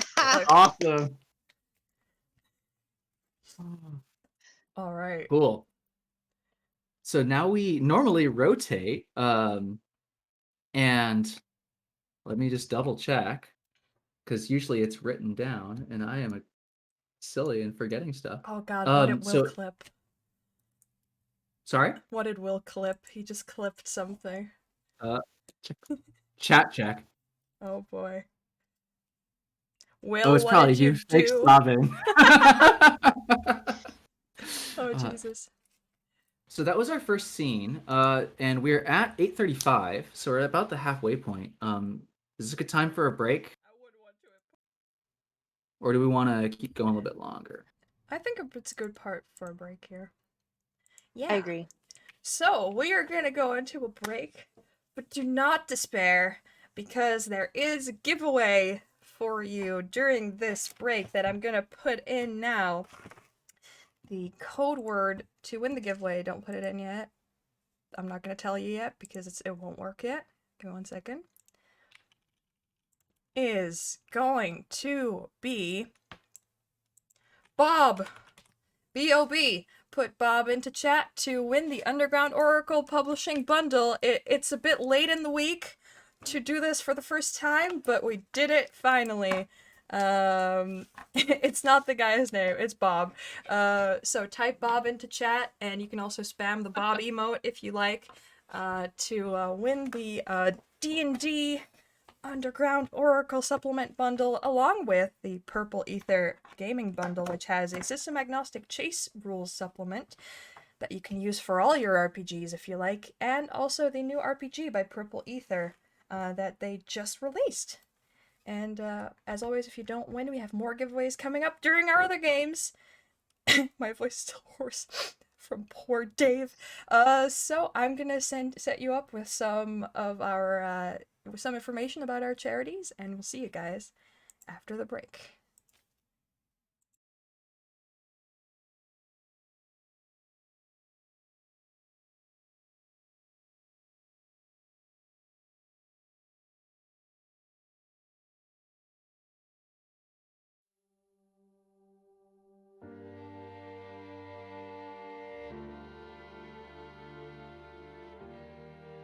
In 1989, about 25% of the people executed in the United States were executed in the state of Alabama. We had dozens of people on death row who did not have legal representation. There were no institutions providing legal services to condemn people. If you don't have a right to counsel, and you don't have any money, and you're on death row, you're going to be executed.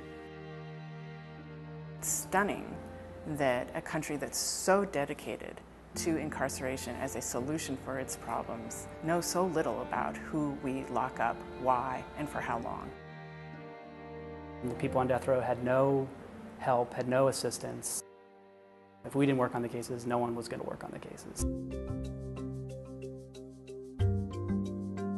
In the late 80s, the Equal Justice Initiative was created as an organization to help people on death row.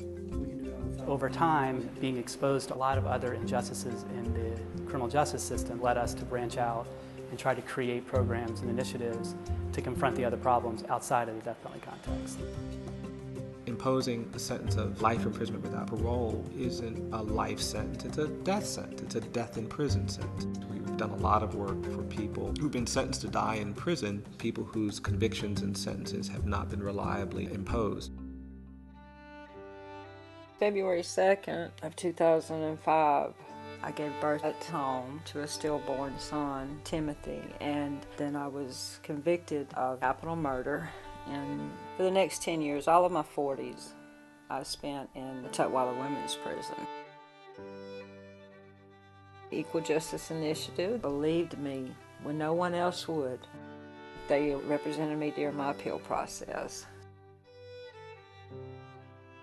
The Alabama Supreme Court had my sentence overturned. My release date was December 12th of 2012. It was a wonderful day. I'm home with my children. I'm home with my family. In the late 90s, we started challenging the way poor people are not provided adequate legal assistance. Our criminal justice system treats you better if you're rich and guilty than if you're poor and innocent. Wealth, not culpability, shapes outcomes. And we think that we have to change that. I was convicted in 2000 for drug trafficking, which was a crime that I didn't commit. They sentenced me life without parole. I got in touch with EJI. They said, we're going to work for you and we're going to get you out of here. And I cried. I just cried because it was just overwhelming to know that somebody was actually there to help me. August the 17th of 2006, I was released, and it just was so surreal. It was just so surreal.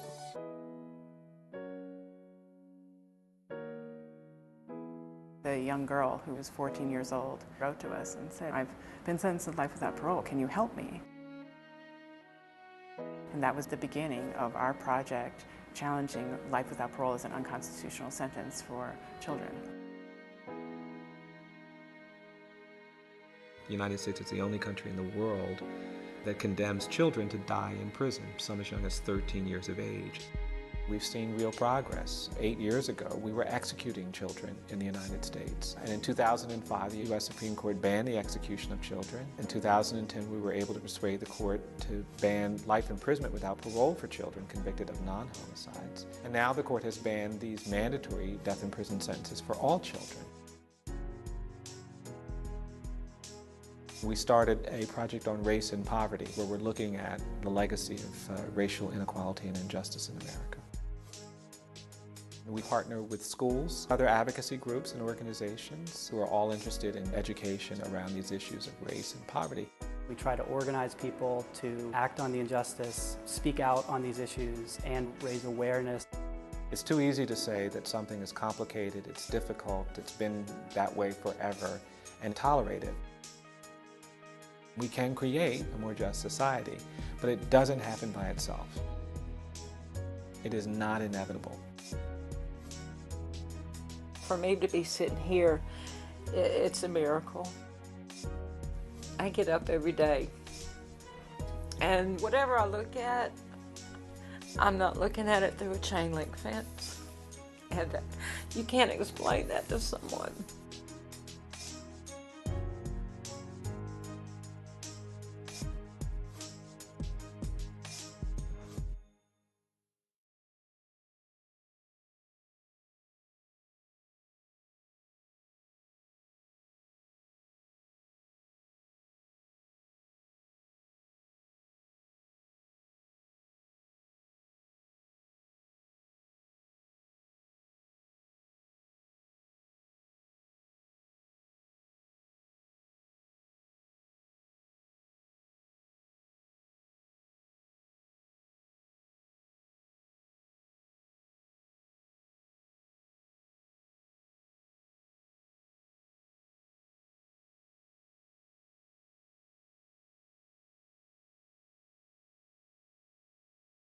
There are a number of misconceptions surrounding mental health. There's an enormous stigma. Britain is a country, perhaps more than any other, where you might say that the national emotion is embarrassment. And nowhere is that clearer than when it comes to issues of mental health. We're addressing a real crisis. 1 in 4 people in any given year suffer from a mental health condition.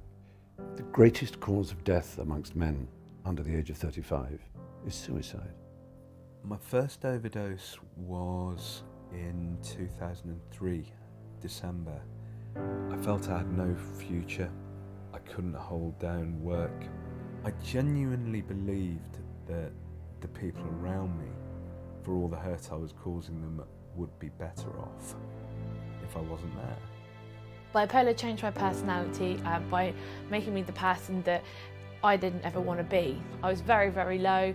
My self-confidence, self-esteem and self-worth went. I just felt very sort of isolated, and I felt like I couldn't talk to friends and family because I couldn't really express what was going on. I knew there was something wrong, but I couldn't put it into words how I felt. When I was in hospital, physical restraint would happen quite regularly to me. I spent most of the 90s, which was my 20s, in and out of hospital with 5 really serious admissions. It was just an unimaginably fearful experience, and I felt quite scared, isolated, not many people to turn to.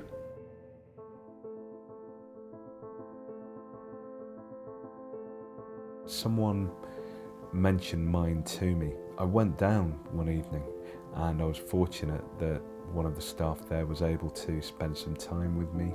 He just reassured me that what I was living through was perfectly normal. I began to develop relationships and friendships with people who I could actually speak openly with about my mental illness. People who, as I put it, they got it. My first experience of mind was through a recovery centre in Hackney called iRemind. Just went there and it was fantastic staff, discussion groups, art, empathy, compassion is at the forefront of their organisation. They really do help people, and they care as well, and it's very, very obvious that they're there because they want to help people, not just because it's their job. There's something really extraordinary about the Mind Network and the work we do with people with lived experience of mental health problems. Sometimes people come to us because they need our help and support, But as they receive that help and support, they often then become part of our movement for change. I got in touch with the media team and they asked me if I would like to be involved in a couple of the projects. Over the last couple of years we've been campaigning on the issue of restraint, which is when somebody's being held down against their will. Gary was very involved in the campaign from the start, and he really helped to bring the campaign to life by sharing his very traumatic experiences so that people could understand what it feels like to be restrained. Just sharing that lived experience, which is so important. A lot of the experiences, once you talk about them, I'm sure it does take away a lot of the fear and normalises it a bit. Because Solent Mind have helped me, I want to give back and help others because of the fantastic work they did with me. They started coming up with different ideas that I could do, and one of them was to start going into colleges. My name's Avi and I'm from the mental health charity Solent Mind, and we raise awareness and understanding of mental health in a project that I run called Heads Up, which is for young people, and just to get an understanding of what mental health is and how important it is to talk about mental health. I thought, you know what, I'm going to raise some money for Mind, because I'd never forgotten the impact that Mind had had on my life. I'm now currently approaching the end of 12 months of fundraising for Mind. It was the most amazing experience of my life, running the Virgin Money London Marathon for Mind. The crowds were absolutely fantastic. Mind constantly say that no one should live with a mental illness alone, and that's my mission, to help them to achieve that and help others in the same way that they helped me those years.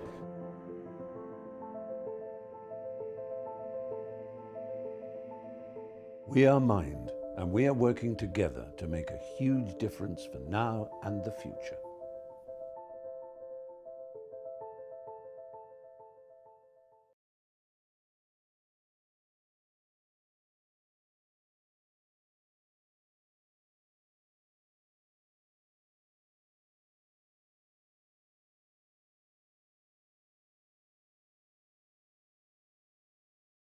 Now is the time for solidarity in the face of this threat to all of humanity.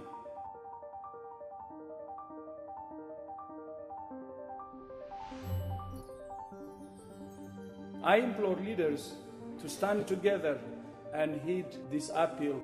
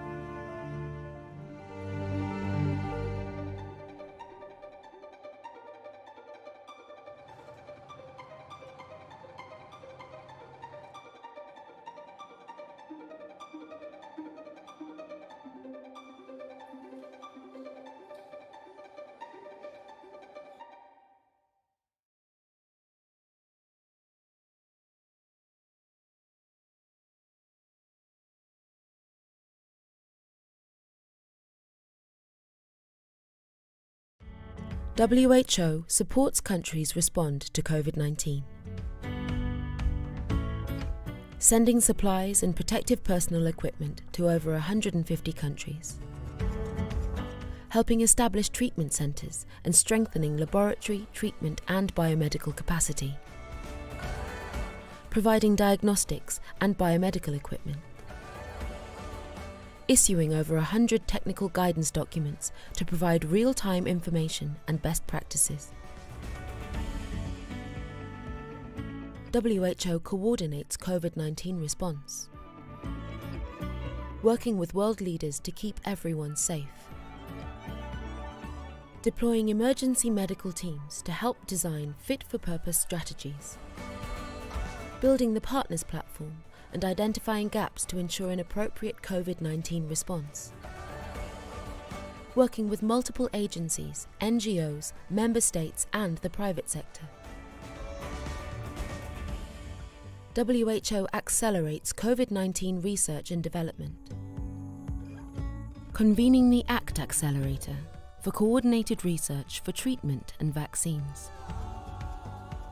Engaging in solidarity trials for therapeutics and vaccine research with over 5,000 people in over 100 countries. Establishing the CTAP Access Pool, sharing research knowledge and working for accessible All right.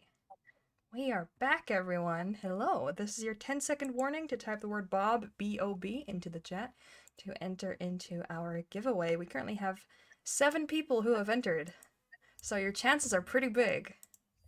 You know, if I do say so myself. And this is our last day that we're doing giveaways, so this is your last one of 3 chances. For the first and the last game today, you can win our Underground Oracle publishing bundle that Underground Oracle has been so kind to provide to us. And in the break of the next game, of Lagundo's game, he's going to give away his own dice vault, basically, that the Kickstarter just launched. You should definitely check that out if you like the look of those dice vaults. The Kickstarter is already funded after 4 hours, I think, which is pretty crazy. And you could be one of the first people in the world to have them if you win the giveaway later on. So it's pretty cool. So enter into the giveaway by typing Bob into the chat. I'll give you a couple seconds and then I'll press that shiny button that will draw the winner. Da-da-da. All right. And remember to donate to our charities if you want to. You can also save your money to cause chaos during the next games. I think that's what's currently happening. Oh, I accidentally opened Spotify. Let's not get DMCA'd. There we go. And I'm going to press the button. The winner of today's giveaway is Jazz. Congratulations, Jazz. You've been modding for us like a pro, and we've also had your beautiful face on one of our streams this week. So congratulations, Jazz. We know how to reach you. Go and put your own name Also, that was pretty into the epic. giveaway document. That was pretty epic that Jazz literally commented and then Nightbot was like, Jazz wins! It has happened before with Ellie during the stream where, like, I gave the 10-second warning and Ellie was like, I'm gonna type it in now, and she already had earlier, but then she typed it in and immediately won afterwards. So Nightbot seems to have a sense of humor with these kinds of things. So congratulations, Jazz. Go write your own name into the document of giveaway winners. And yeah, we're gonna continue on with scene 2 here. Yeah. So now we rotate roles. So who wants to be Robbie next? I guess I'm happy to be Robbie if you're all good. Yeah. All right, so let's randomly reveal. Go with that one. I think that makes me director and Star our side characters. Yep. That one. And that one. All right, let's read these. So our options are a family obligation. There's so much I have to do, but I guess I'm stuck doing this for my family's sake. We have a gift. I've spent a lot of time on this. It's for someone special, and I hope they like it. Aww.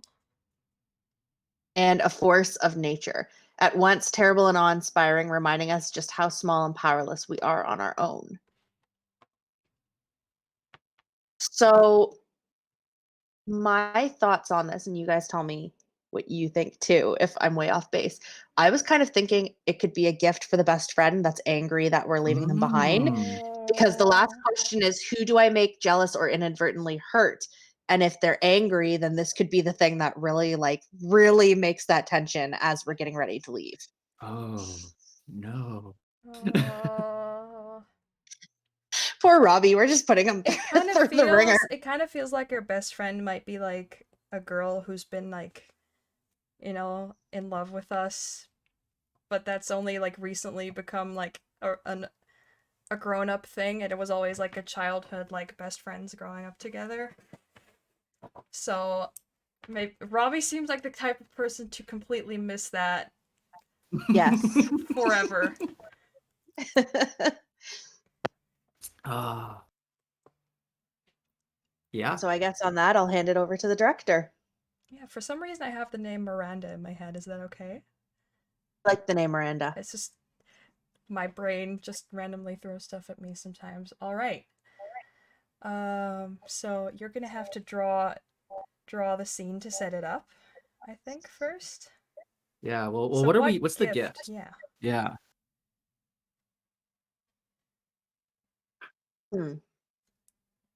What are we going to give Miranda?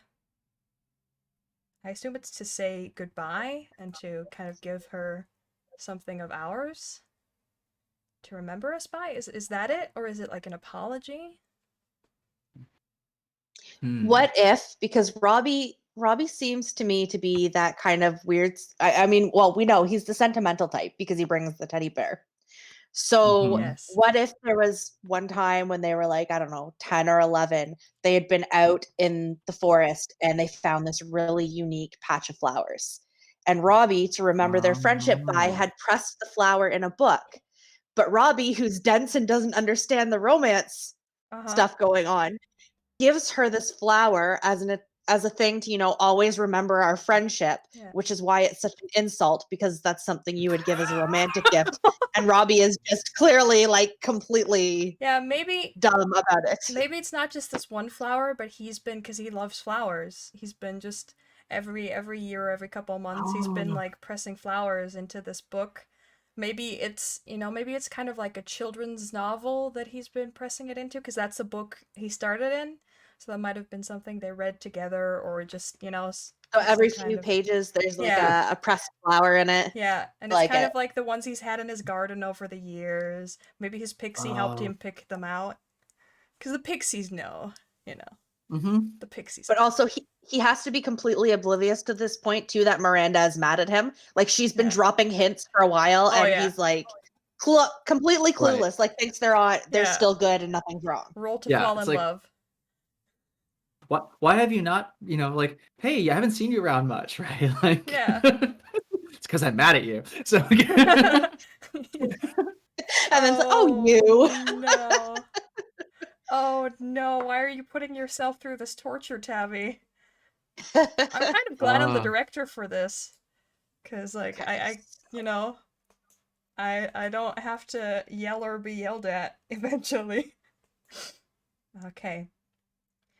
So, flowers. It's a book full of flowers. How is it the perfect gift or not? I think we've already kind of discussed that. Because it sends the wrong message. Well, the message she receives is not the message we were trying to send. Yes, that's correct. So that's why it's kind of the perfect gift, but also not. Because for us, it's like a journey in flowers through our life and our friendship so far, and it's kind of like the perfect thing to remember us by. And for her, it's like, why are you putting salt in the wound by giving me this romantic thing? I am terrible at drawing with a mouse, FYI, so chat, please bear with this terrible sketch. Oh yeah, set the scene by sketching the look on their face when they finally see it, but I don't think... It's open to interpretation. Yeah, I think we need to hear from Miranda before we can see the look on their face. Chat loves the 3D drawings. Starbuck, I definitely said roll to fall in love just because I saw you were there. She's been yelling that at us all week. Aww.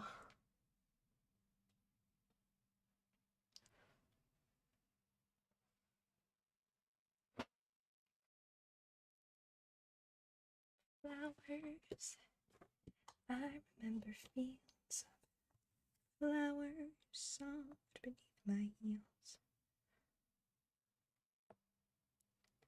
Almost done. Yeah, it looks great.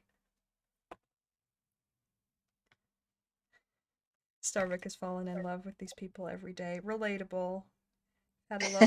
We have had a lot of fallen lovable characters and guests. Well, thank you for the praise, Jazz. I think it's terrible, but okay. Are those Our bees? beautiful. No, they're supposed to be like, I don't know, the little purple flowers that come in like little bunches on Oh, a. okay. Yeah. I don't know what they're called, but those. Here's the purely platonic pressed flower bud arm punch. Violets, maybe violets. Oh yeah. I don't know. Hydrangea. Okay, they're saying hydrangea. Probably hydrangea. Oh, that's great. Ooh, or no, they're forget-me-nots. Oh, Forget-me-nots. The ones that vine up the. Let's just really throw this. They're forget-me-nots. Okay, so. Oh, so like Miranda probably like made some comment about these forget-me-not flowers, right? And the Like importance a really behind snide, sarcastic comment. and all Robbie got out of it was, oh, Miranda like really that? likes these flowers. Oh, And no. So Robbie has a few forget-me-nots on every single page with every single flower. Okay. Star's dying on the inside already. Oh, just poor Robbie. Our boy. Jess is like, Tabby, no. Tabby, no. This platonic grave. All right, okay. So I'll set the scene. We pan into Robbie, who's just dealt with the emotional trauma of having a grown man cry in his arms yesterday. Has since picked up the money from Davies because he did actually deliver. It's kind of awkward, but he got his dad to come with him because he was like, he was like, Dad, if we pick up the money, you gotta be with me to count it and be sure. And his dad was like, okay, yeah, sure. So safely got the money, now secure, can go on his journey with it. The next day, it's time to say goodbye to Miranda, because tomorrow, the last day, it'll probably be too hard and there'll be too much to do and family to say goodbye to. So today was the day that he had agreed to meet her in their like favorite spot, this flower field that currently at the start of spring is just starting to bloom. We're probably meeting pretty like late in the afternoon, not quite sunset yet. It's warm outside. As we can see Miranda kind of like sitting with her knees up to her chest in this flower field, just waiting, staring out at the flowers, thinking all the thoughts. Robbie coming from home where he just picked the last flower that he was gonna pick, that his favorite pixie helped him choose, and pressed it into the very back of the book to finish it as kind of like the last gift, and then wrote a little signature or a little note inside it, which is probably, way too sweet to be this. He kind of doesn't want her to read it today, but like it's okay if she does, it's kind of something to remember him by. He started once to kind of try to write poems in the margins with the flowers, but then he scribbled them out because he's not a good poet. So a couple of the margins have like little scribbles in them and like drawings to kind of make up for them. But it's a book. It has flowers. And he kind of grabs it, presses it onto his chest to kind of press that last flower in pretty well, and starts walking to the field. It's about a 15-minute walk for him, just long enough to start thinking about all the times, all the life he's had here, walking down this road towards usually Miranda, or Miranda coming towards him from this road. Been best friends, they've been on adventures together, they've been yelled at by the town grump together. And he comes to her back, basically, as she's facing away from him. Doesn't seem to notice him yet. Probably picking at something, like she's like found, like probably pulled like a flower or some grass and sort of like occupying herself by fiddling with it. So I walk up behind her and I'm like, I feel like we haven't seen very much of each other lately. I wasn't really looking forward to this one. And I just You sit down beside her. you weren't looking forward to Well, I seeing mean, me? no, I wasn't looking forward to this goodbye. This is the last time I get to see you. I mean, we've been through so much together, Miranda. Like, I couldn't just leave without saying goodbye, but also I don't know how this adventure is going to be without you.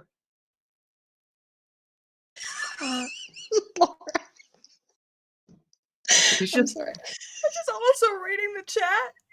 And like, I'm having secondhand nerves for this fictional teen and his deep obliviousness. And there's live music, a gentle breeze, just extremely non-romantic.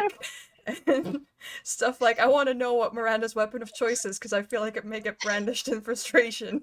Oh, so the first weapon that starts is silence. Yeah. That's the first weapon.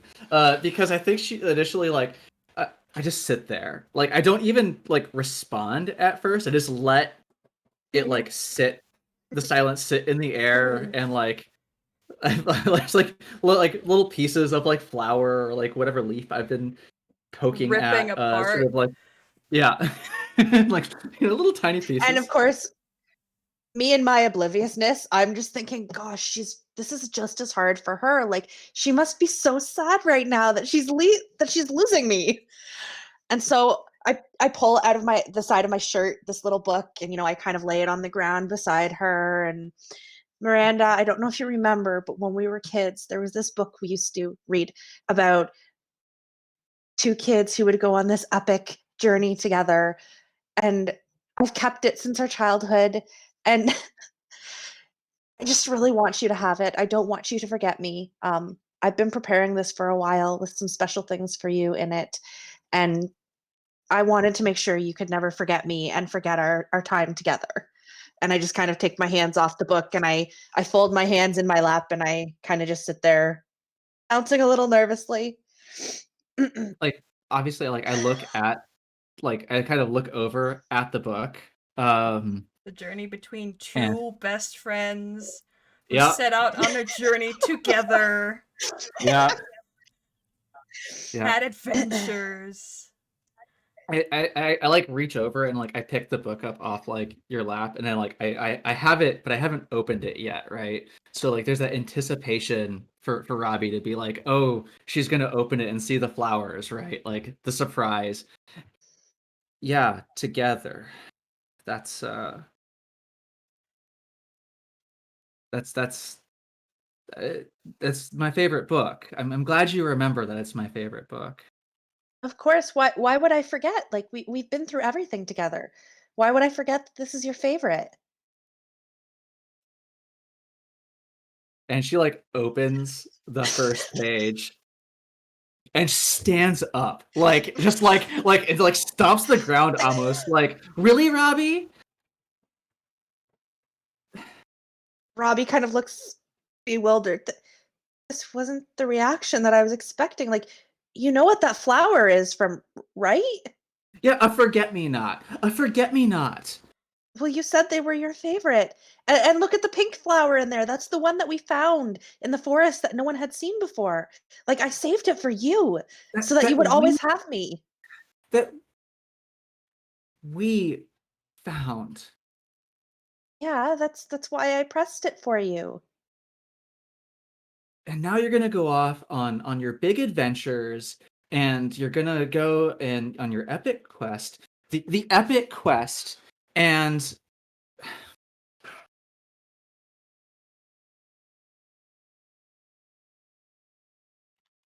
Are you upset? Right no, now? Robbie, I'm not upset, not at all. Whatever gave you that idea? Oh, well, because you do seem a little upset, but I wasn't Yes, sure. yes, I'm upset. Oh, you're so dense sometimes. How can you... But why are you so upset? I don't understand. Because you're gonna go on your adventure and you're gonna forget me. But I'm not gonna forget you.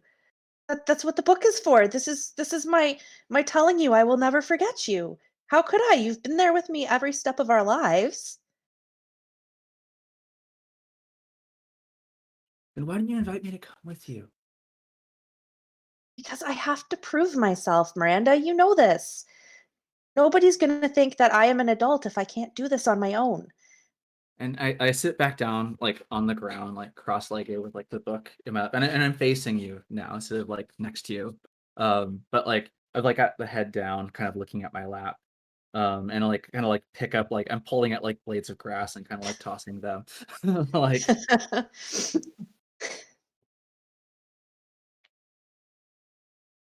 I know you have to prove yourself, and you feel like you have to, but, like, oh, you're such a dummy sometimes. What do you mean I'm a dummy? You know this is what I have to do. I've been talking about it for years. I know. I just thought that maybe you'd realize that we could go together. You don't have to do it all by yourself. That's a silly thing for me to think, because, like, clearly, I no, you're right. It's probably better that you go on by yourself. Like we clearly want different things, and I'm gonna miss you, but yeah. With the clearly you don't Okay, feel the same pause. way. Yeah. Okay, pause. Pause. Okay, so collectively at this stage, because I don't Yeah. want to be making the decision on my own, Uh-huh. and I'm kind of at a loss. Are we changing our mind and wanting Miranda to come, or are we going to Oh. continue to remain oblivious to what it is she's saying about clearly not wanting the same things? And we're just like, oh, okay. Well, I mean, I know you wanted to stay here, so I you know, have a great couple of years. I'll see you later, kind of thing. Oh, that's interesting. I think Ravi would need Miranda to say it. Like, he would probably at this point respond to, like, I didn't think you would want to come with me, because you never, whenever I've talked about it, you've never gone like, take me with you, or, oh, I wish I could do that. Because it sounds Okay. like she's always thought he was going to invite her eventually, so she's always just been like, yeah, sounds cool, you know? Yeah, we're going to do that. So it feels like Okay, neither of I'm them good has to play said it this. outwardly, you know? Yeah. And for him to invite her All for right. real, it would have to happen. Because they're teens. Okay. Yeah. All right. So I know what to say then. I'll take the cue Okay. from Laura and unpause. So I look at her kind of strangely and I'm like, but Miranda, you never said you wanted to come with me. I've been talking about going off alone for years and you've never even mentioned that you wanted to come. I just assumed you wanted to stay here. I mean, you love your home, you love your parents. You have a nice younger sibling, unlike me. You've talked about having a life here. I just thought you didn't want to come.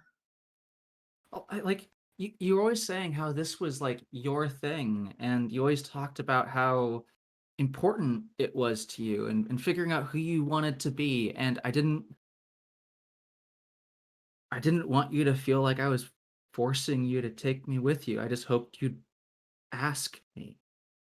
So this is the point where Robbie starts picking up the blades of grass and like keeps ripping at them, and you can see like the wheels are turning in his head again, like he's like doing Hands that thinking touch thing. once accidentally, and they both like Yeah. pull back, like, oh no. Yeah. Pull back. That's too much right now, right? Yeah. Like the Yeah. And like he pauses and he kind of gives her like, you know, that opposite of smoldering innocent look up from like looking down and do, do you want to come with me? Yes, I want to come with you. It I'm deceased. Continue. yes, I want to come with you. I do have enough rations for two of us. If you do want to come, I've packed enough.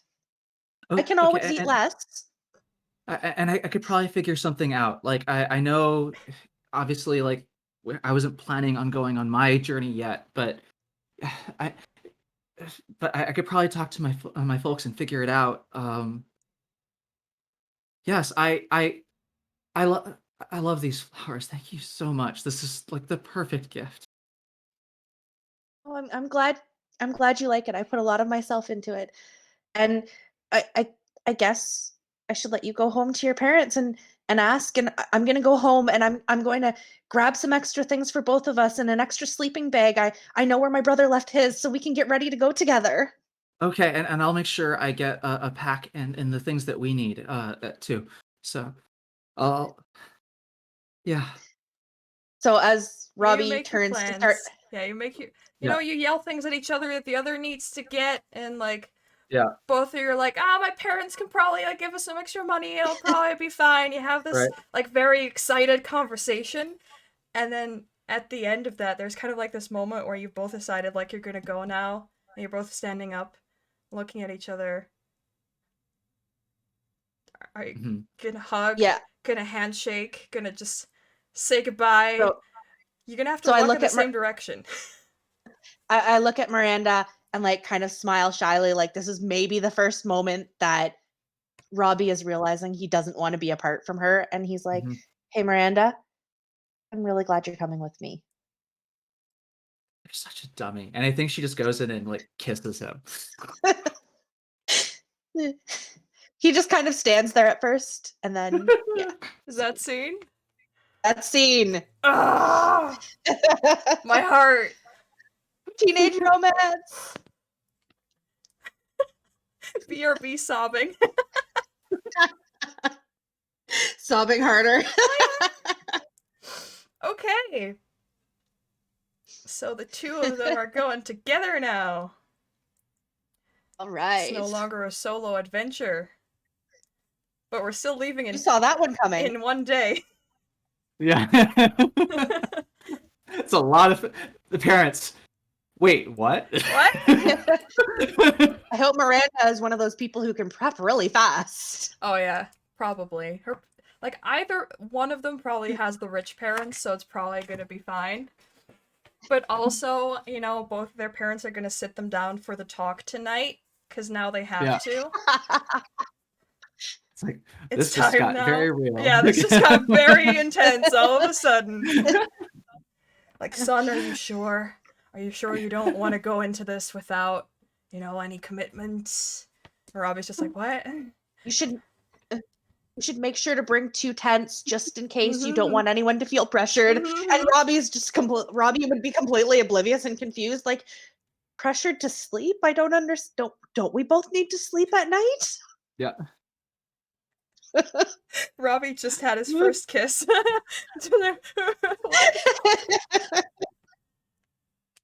But I hope Miranda knows how to saddle a horse better than Robbie does. I feel like Miranda is the one that's like very well put together, and Robbie's just like the complete dolt. Yeah. Miranda's the one who will like who has all the Girl Scout badges. Yeah, exactly. Probably much safer. Yeah, in fact, Miranda's folks are the ones that are worried. Robbie's are like, oh, thank goodness. Yeah. Girl with a sword. Okay. Wow. Ooh. We're down to 1 day left. Yeah. Well, I guess I'm gonna randomly uncover some cards here. I don't quite remember which ones were already uncovered, so I'm just gonna do that. Oh, an old friend. Okay, yeah. This is working very well on my tablet. And by well, oh, there you go. I say it's like pointing your way off the board. Oh, you already had that one. Yeah. There you go. Maybe I should have done this on the computer. I can grab it. Yeah, I'll just grab it. Oh, and I'm grabbing the top one. Or that one. Okay, there you go. There we go. Yay. And it's going bottom row. There we go. Oh, a family obligation again. There we go. So we've got an old friend. We used to be close and I wouldn't feel right leaving without seeing them. I feel like we've kind of done that just now. a family obligation. There's so much else I have to do, but I guess I'm stuck going through this for my family's sake. And our secret spot.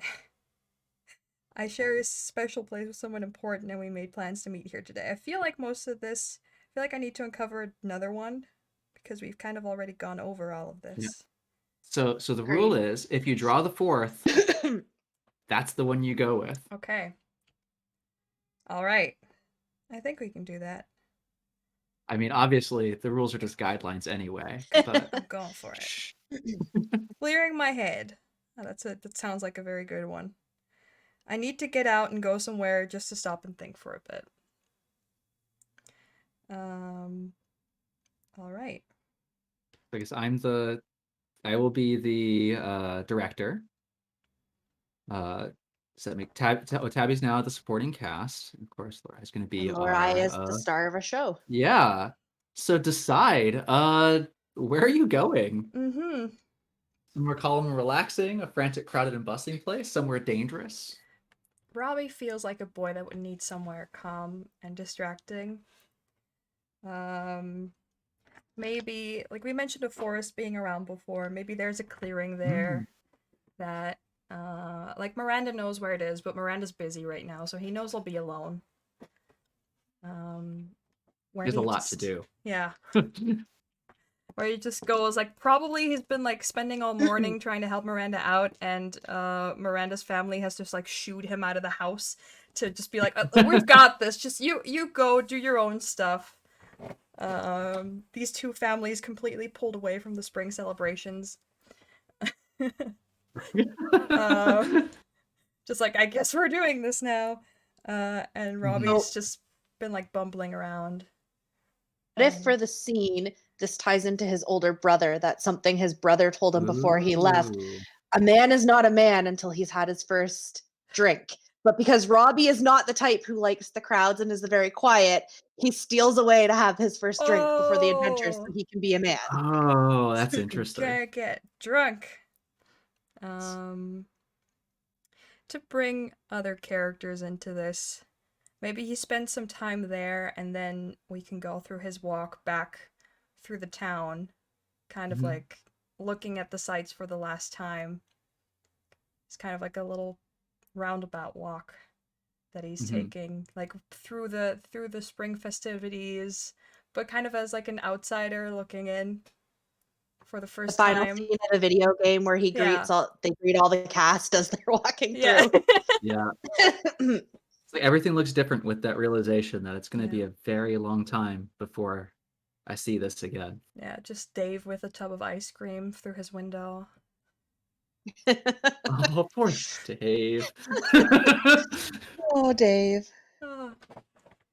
All right, so yeah, he would go and take like the long way home from his clearing, a little bit buzzed, and because he's probably doesn't know how much of a drink to bring. So it sounds like we've answered why we chose the place. Yeah. What's weighing on Robbie's mind, and what's going to interrupt Robbie's thoughts. So you get to do the honors of setting the scene by sketching where Robbie's going. Okay. Oh my god. Yeah, don't grab the card. You wanna grab a gray square. What? Well, that's right. You're using the tablet too, which makes it harder. Yeah. I can't change the color. I can change the color. Wow. Fancy. All right. Let's see. I already want to go back immediately. After I've drawn my first line, I want to go back. Let me go back. All right. So we've got the road. Then we've got some trees around here, flanking the road out of the forest. We're walking basically out of the forest as we go. Beautiful trees. Oh yeah, beautiful. talent. I actually think it's fun when it's just sort of like these, like sort of like you like that's why I use like crayons and markers when I usually run this at like events and stuff, because like you end up with just these really fun, expressive Yeah. sketches. It's like little It helps get rid flowers. of the paralysis of like I have to do a really good job with this Yeah. drawing.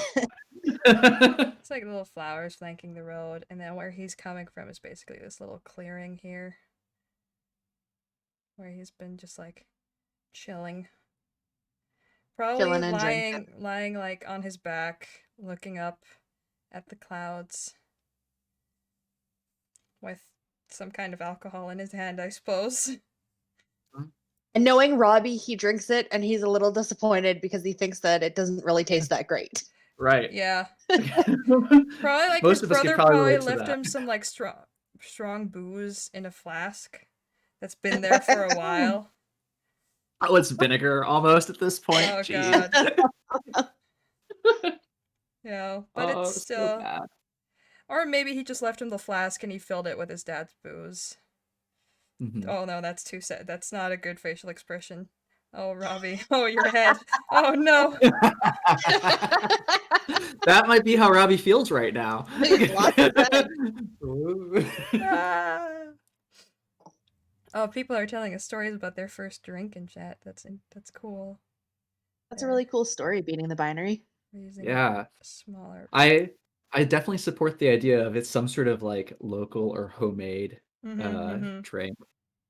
It's like just barely not moonshine. Yeah. There. He does not look good, Robbie. He does not look like he's doing all right. But that's okay. Talented artist. There. I'm That's satisfied. great. I love how we've gotten increasing. Like I just did like the black, and like the two of you are like, no, I'm gonna give me those colors. Give me colors. Yeah. Got our forest path leading into the Oh, I have one element I would like to add. To just barely see the first house here in the back, starting to lead I like into it. the village. There we go. Beautiful. We've got a house. There. He's on his own, drinking a little bit. It looks like such chaos on the stream as well. I love it. This is how my brain works.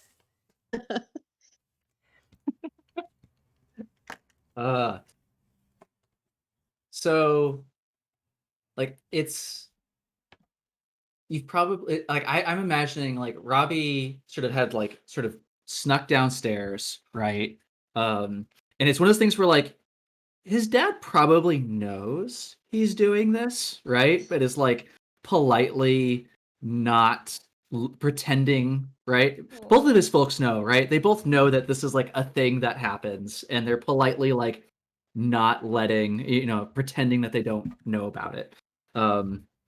And so like Robbie, like of course, like Robbie, like is making like it's like spilling. He's like trying to wipe it An up, awkward right? mess, As yeah. he's like, what am I supposed to do? And it's like, oh, that's what the thing with the lip is for, right? I should have used use the funnel or the pour. Oh, what's this? Oh, that's what Oh. that's what the jigger's for. Okay. And sort of like caps it back on. I think he sort of like smells it and is like, oh, I don't know if I like that smell, and so he probably like even like sniffs like a couple and like sticks a couple different ones in there, hoping to like make it smell better, right? Like when you go to, like as a kid, like you'd go to like the slushy machine and like mix multiple flavors to get like the right one that you wanted, Alcoholic right? swamp water. Yeah. I do have to say it is almost time, so we do have to kind Oh. of speed run this. Absolutely. I'm okay with that. Okay.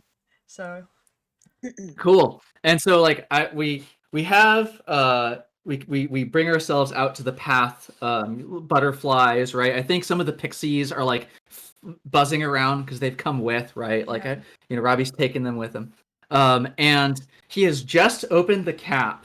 And like it's a different experience to kind of like sniff and mix, but like now it's the first time he's really taking that whiff of like this is really about to happen. strong. It smells weird. I think he's just gonna throw it back. Oh. Like a bunch. Oh no. Like, You this is poor water. thing. But this is carbonated, so I can't actually throw it back. But he throws it back. Oh, Going what for it. is Robbie's thought? Like, what does that? So far, every time we've seen him and he's had to make like a tough decision, he's like waited, and then just gone for it. So that's what I'm doing. Mm-hmm. Yeah. Oh, it burns on the way down, right? And Just gonna lay there for a bit, just like, yeah. why do people do this? This isn't fun. And the so he's lying there on the ground, and he's been there for a while. Like, you've probably lost track of time at this point. But like, as you're sort of lying there, you can hear in the distance the sounds of like people setting up tents and milling around in like the festival area. You probably hear people like hawking various like delicious, fried dough things and treats and snacks and stuff like that. And you hear kids running around and playing in the distance. Yeah. He's gonna get up. It's like, oh, that's hard. That's yeah. Whoa. Oh boy. Why is everything so spinny? Okay. The pixies dart around and like dodge as you sort of like stand up because and the Can we all just sit down for a minute? Like, the ground feels so good. The ground feels so good. Jeez. Okay. I have to go help with dinner for the last time. Mm-hmm. Gonna try and make my way home. So we're gonna briefly fade to black as you walk down the path and sort of open up again as you're stumbling, sort of like walking. You think you're walking. Oh, such straight lines. I'm impressed how well I'm walking. I only got 2 bumps on my head from trees. And sort of like you sort of suddenly realize as you're like walking on your way home that like you sort of taken the long way around. This is probably the way that you usually go past like Miranda's house on the way back, and so you're just sort of like on autopilot.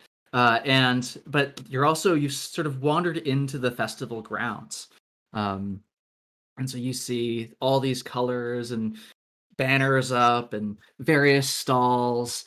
And there's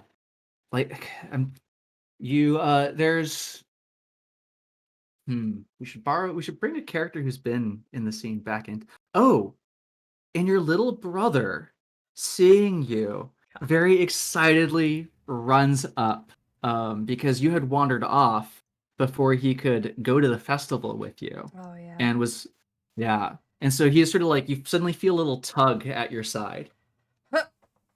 Oh, hey! Abby. Hey, you said you were going to take me to the festival. We haven't been on any of the rides yet. Oh, did There's this one over there where they tie you up on a sled. Tie you up. And like pull you in circles around a pole. And you said we could go on it. That sounds like a terrible idea. But you promised, Robbie. Did and I? you leave in the morning. Yes, you did. No, I guess it is the last time. I'm feeling a little dizzy. Do you just want to go on it by yourself? Like, you can use my fee to bring a friend. What's the matter, Robbie? Scared? No. Maybe you should postpone this journey of yours. No, I'm not you scared. You can't handle a little I'm spinning. not scared. I'm super brave. Well, if you were brave, you would get on the spinny ride with me. Why do we have to define ourselves with such short-sighted standards? Why? It's not about defining ourselves. It's about proving ourselves, Robbie. I'm gonna prove myself. I'm gonna go on my journey. That'll prove myself. But how can you go on a journey if you can't even go on a spinny ride? Like, come on, Robbie. It's just my head and the sound, and I'm feeling great. Everything's great right now, but I don't think a spinny ride is such a good idea. Oh, he just ignores Robbie saying that and like grabs your hand and starts pulling you to the spinny ride and goes, "No, Robbie, you promised you're taking me on the spinny ride." Look, it's gonna make me sick. Well, we always knew that you were a wimp anyway. That's not. I'm So I not have to cleaning your ask. shoes if I get sick. So I have to ask, does Robbie get convinced to get on the ride? Oh, yeah. Or does Robbie manage to... Okay. No, so Robbie's such a pushover. And it is the last day. For smash cut, right? Because I know we're cutting tight on time. We see like and I'm imagining like it's almost like the Sizzler, right? Like from the fairs, right? But like instead of being where it's like a big arm thing, it's more like there's like almost like a streamer, right? Like a handle at the bottom that somebody cranks around, right? To like spin you. And so it's like Robbie and his brother are like sitting side by side in this thing, and you feel the crank go. And Robbie has just a brief moment to see something like in the festival that catches his eye. It's probably like one of the really cool kids from school. That always like never really bullied, but always like Robbie was never one of the cool kids. Robbie was always just like the artistic kid that just like kept to himself and with Miranda, and they had a good time. It was probably one of the cool kids who's currently just like looking at this spinny thing, just like looking like, oh, that would probably be a good attraction to go on, and then I cross eyes. And it's like a little bit of respect because Robbie's going on his journey tomorrow, and it's like kind of cool that he's going. And then he just starts throwing up as the ride starts going.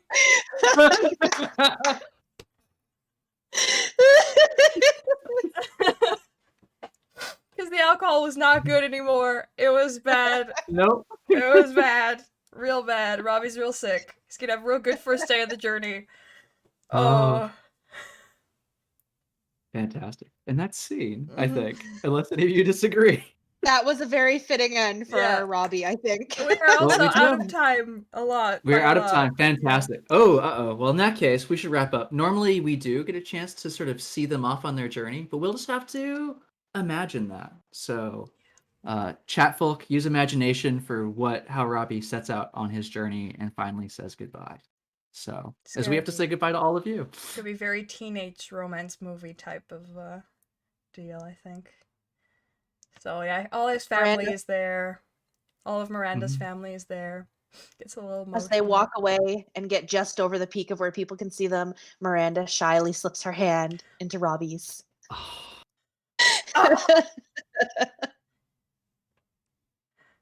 So good. Miranda's nervous parents, Robbie's relieved parents. Oh, Horace settled correctly. Thank goodness. Yeah.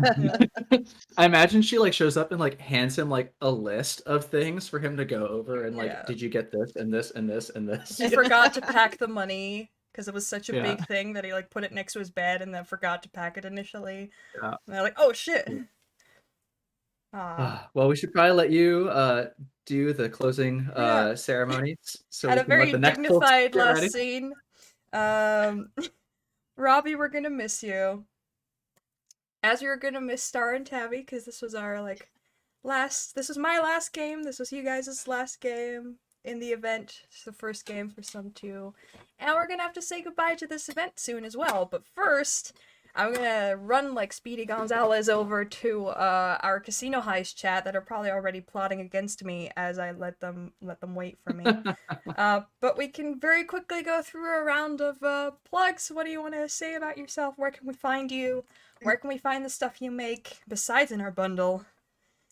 Because Wanderlust is in our bundle. Tabby, if you want to start us off. Yeah, so you can find me on Twitch and Twitter at Queen of Crit. You can also check out my podcast with a bunch of other awesome people, some of who have played in the Pro Bono week at Dragons and Flagons podcast or the New Normal RPG. Yeah, and thank you so much again for sponsoring us a couple days back and doubling our donations on that day. That was amazing. And Star, where can we find you? So I'm on Twitter with at Hedgiespresso. So like Hedgie from Hedgehog and Espresso together. And you can also find me on itch.io because I do make games sometimes at starwest.itch.io. Wanderlust is available there, and normally I'd send you that way, but today don't do that because you should support the charity bundle. Wanderlust is included in there, and that way you can continue playing. I hope you all enjoyed Wanderlust and had a great time. I had an amazing time. It was great. I love Robbie and was I love fun. the journey we went on before the journey. So thank you so much for presenting us with your wonderful game and for leading us through it. And I really Thank you. enjoyed it. Me Thank too. you so much for playing. I thank you for putting on this event too, and thank you to our many other folks who are supporting things in the background. I know that we've got, I think what Starbuck has been helping. We've got Jasper and Blue who is modding the chat for us, and I think you said Nicola was our timekeeper. Yeah. So Thank you so much we couldn't to have done all it of without you. all that. Yeah, and I'm gonna have to close this stream, but don't worry, we'll be live again in just under 20 minutes for our next game, Casino Heist, with our very own Lagundo or Loot Tables, who's gonna be GMing us, and that's where we'll bring the chaos for today. So let's get to that 4,000 euro goal during that one. Let's do it, and we'll see you guys hopefully soon. And if we don't see you, have a wonderful day, have a wonderful night wherever you are. Goodbye. Bye.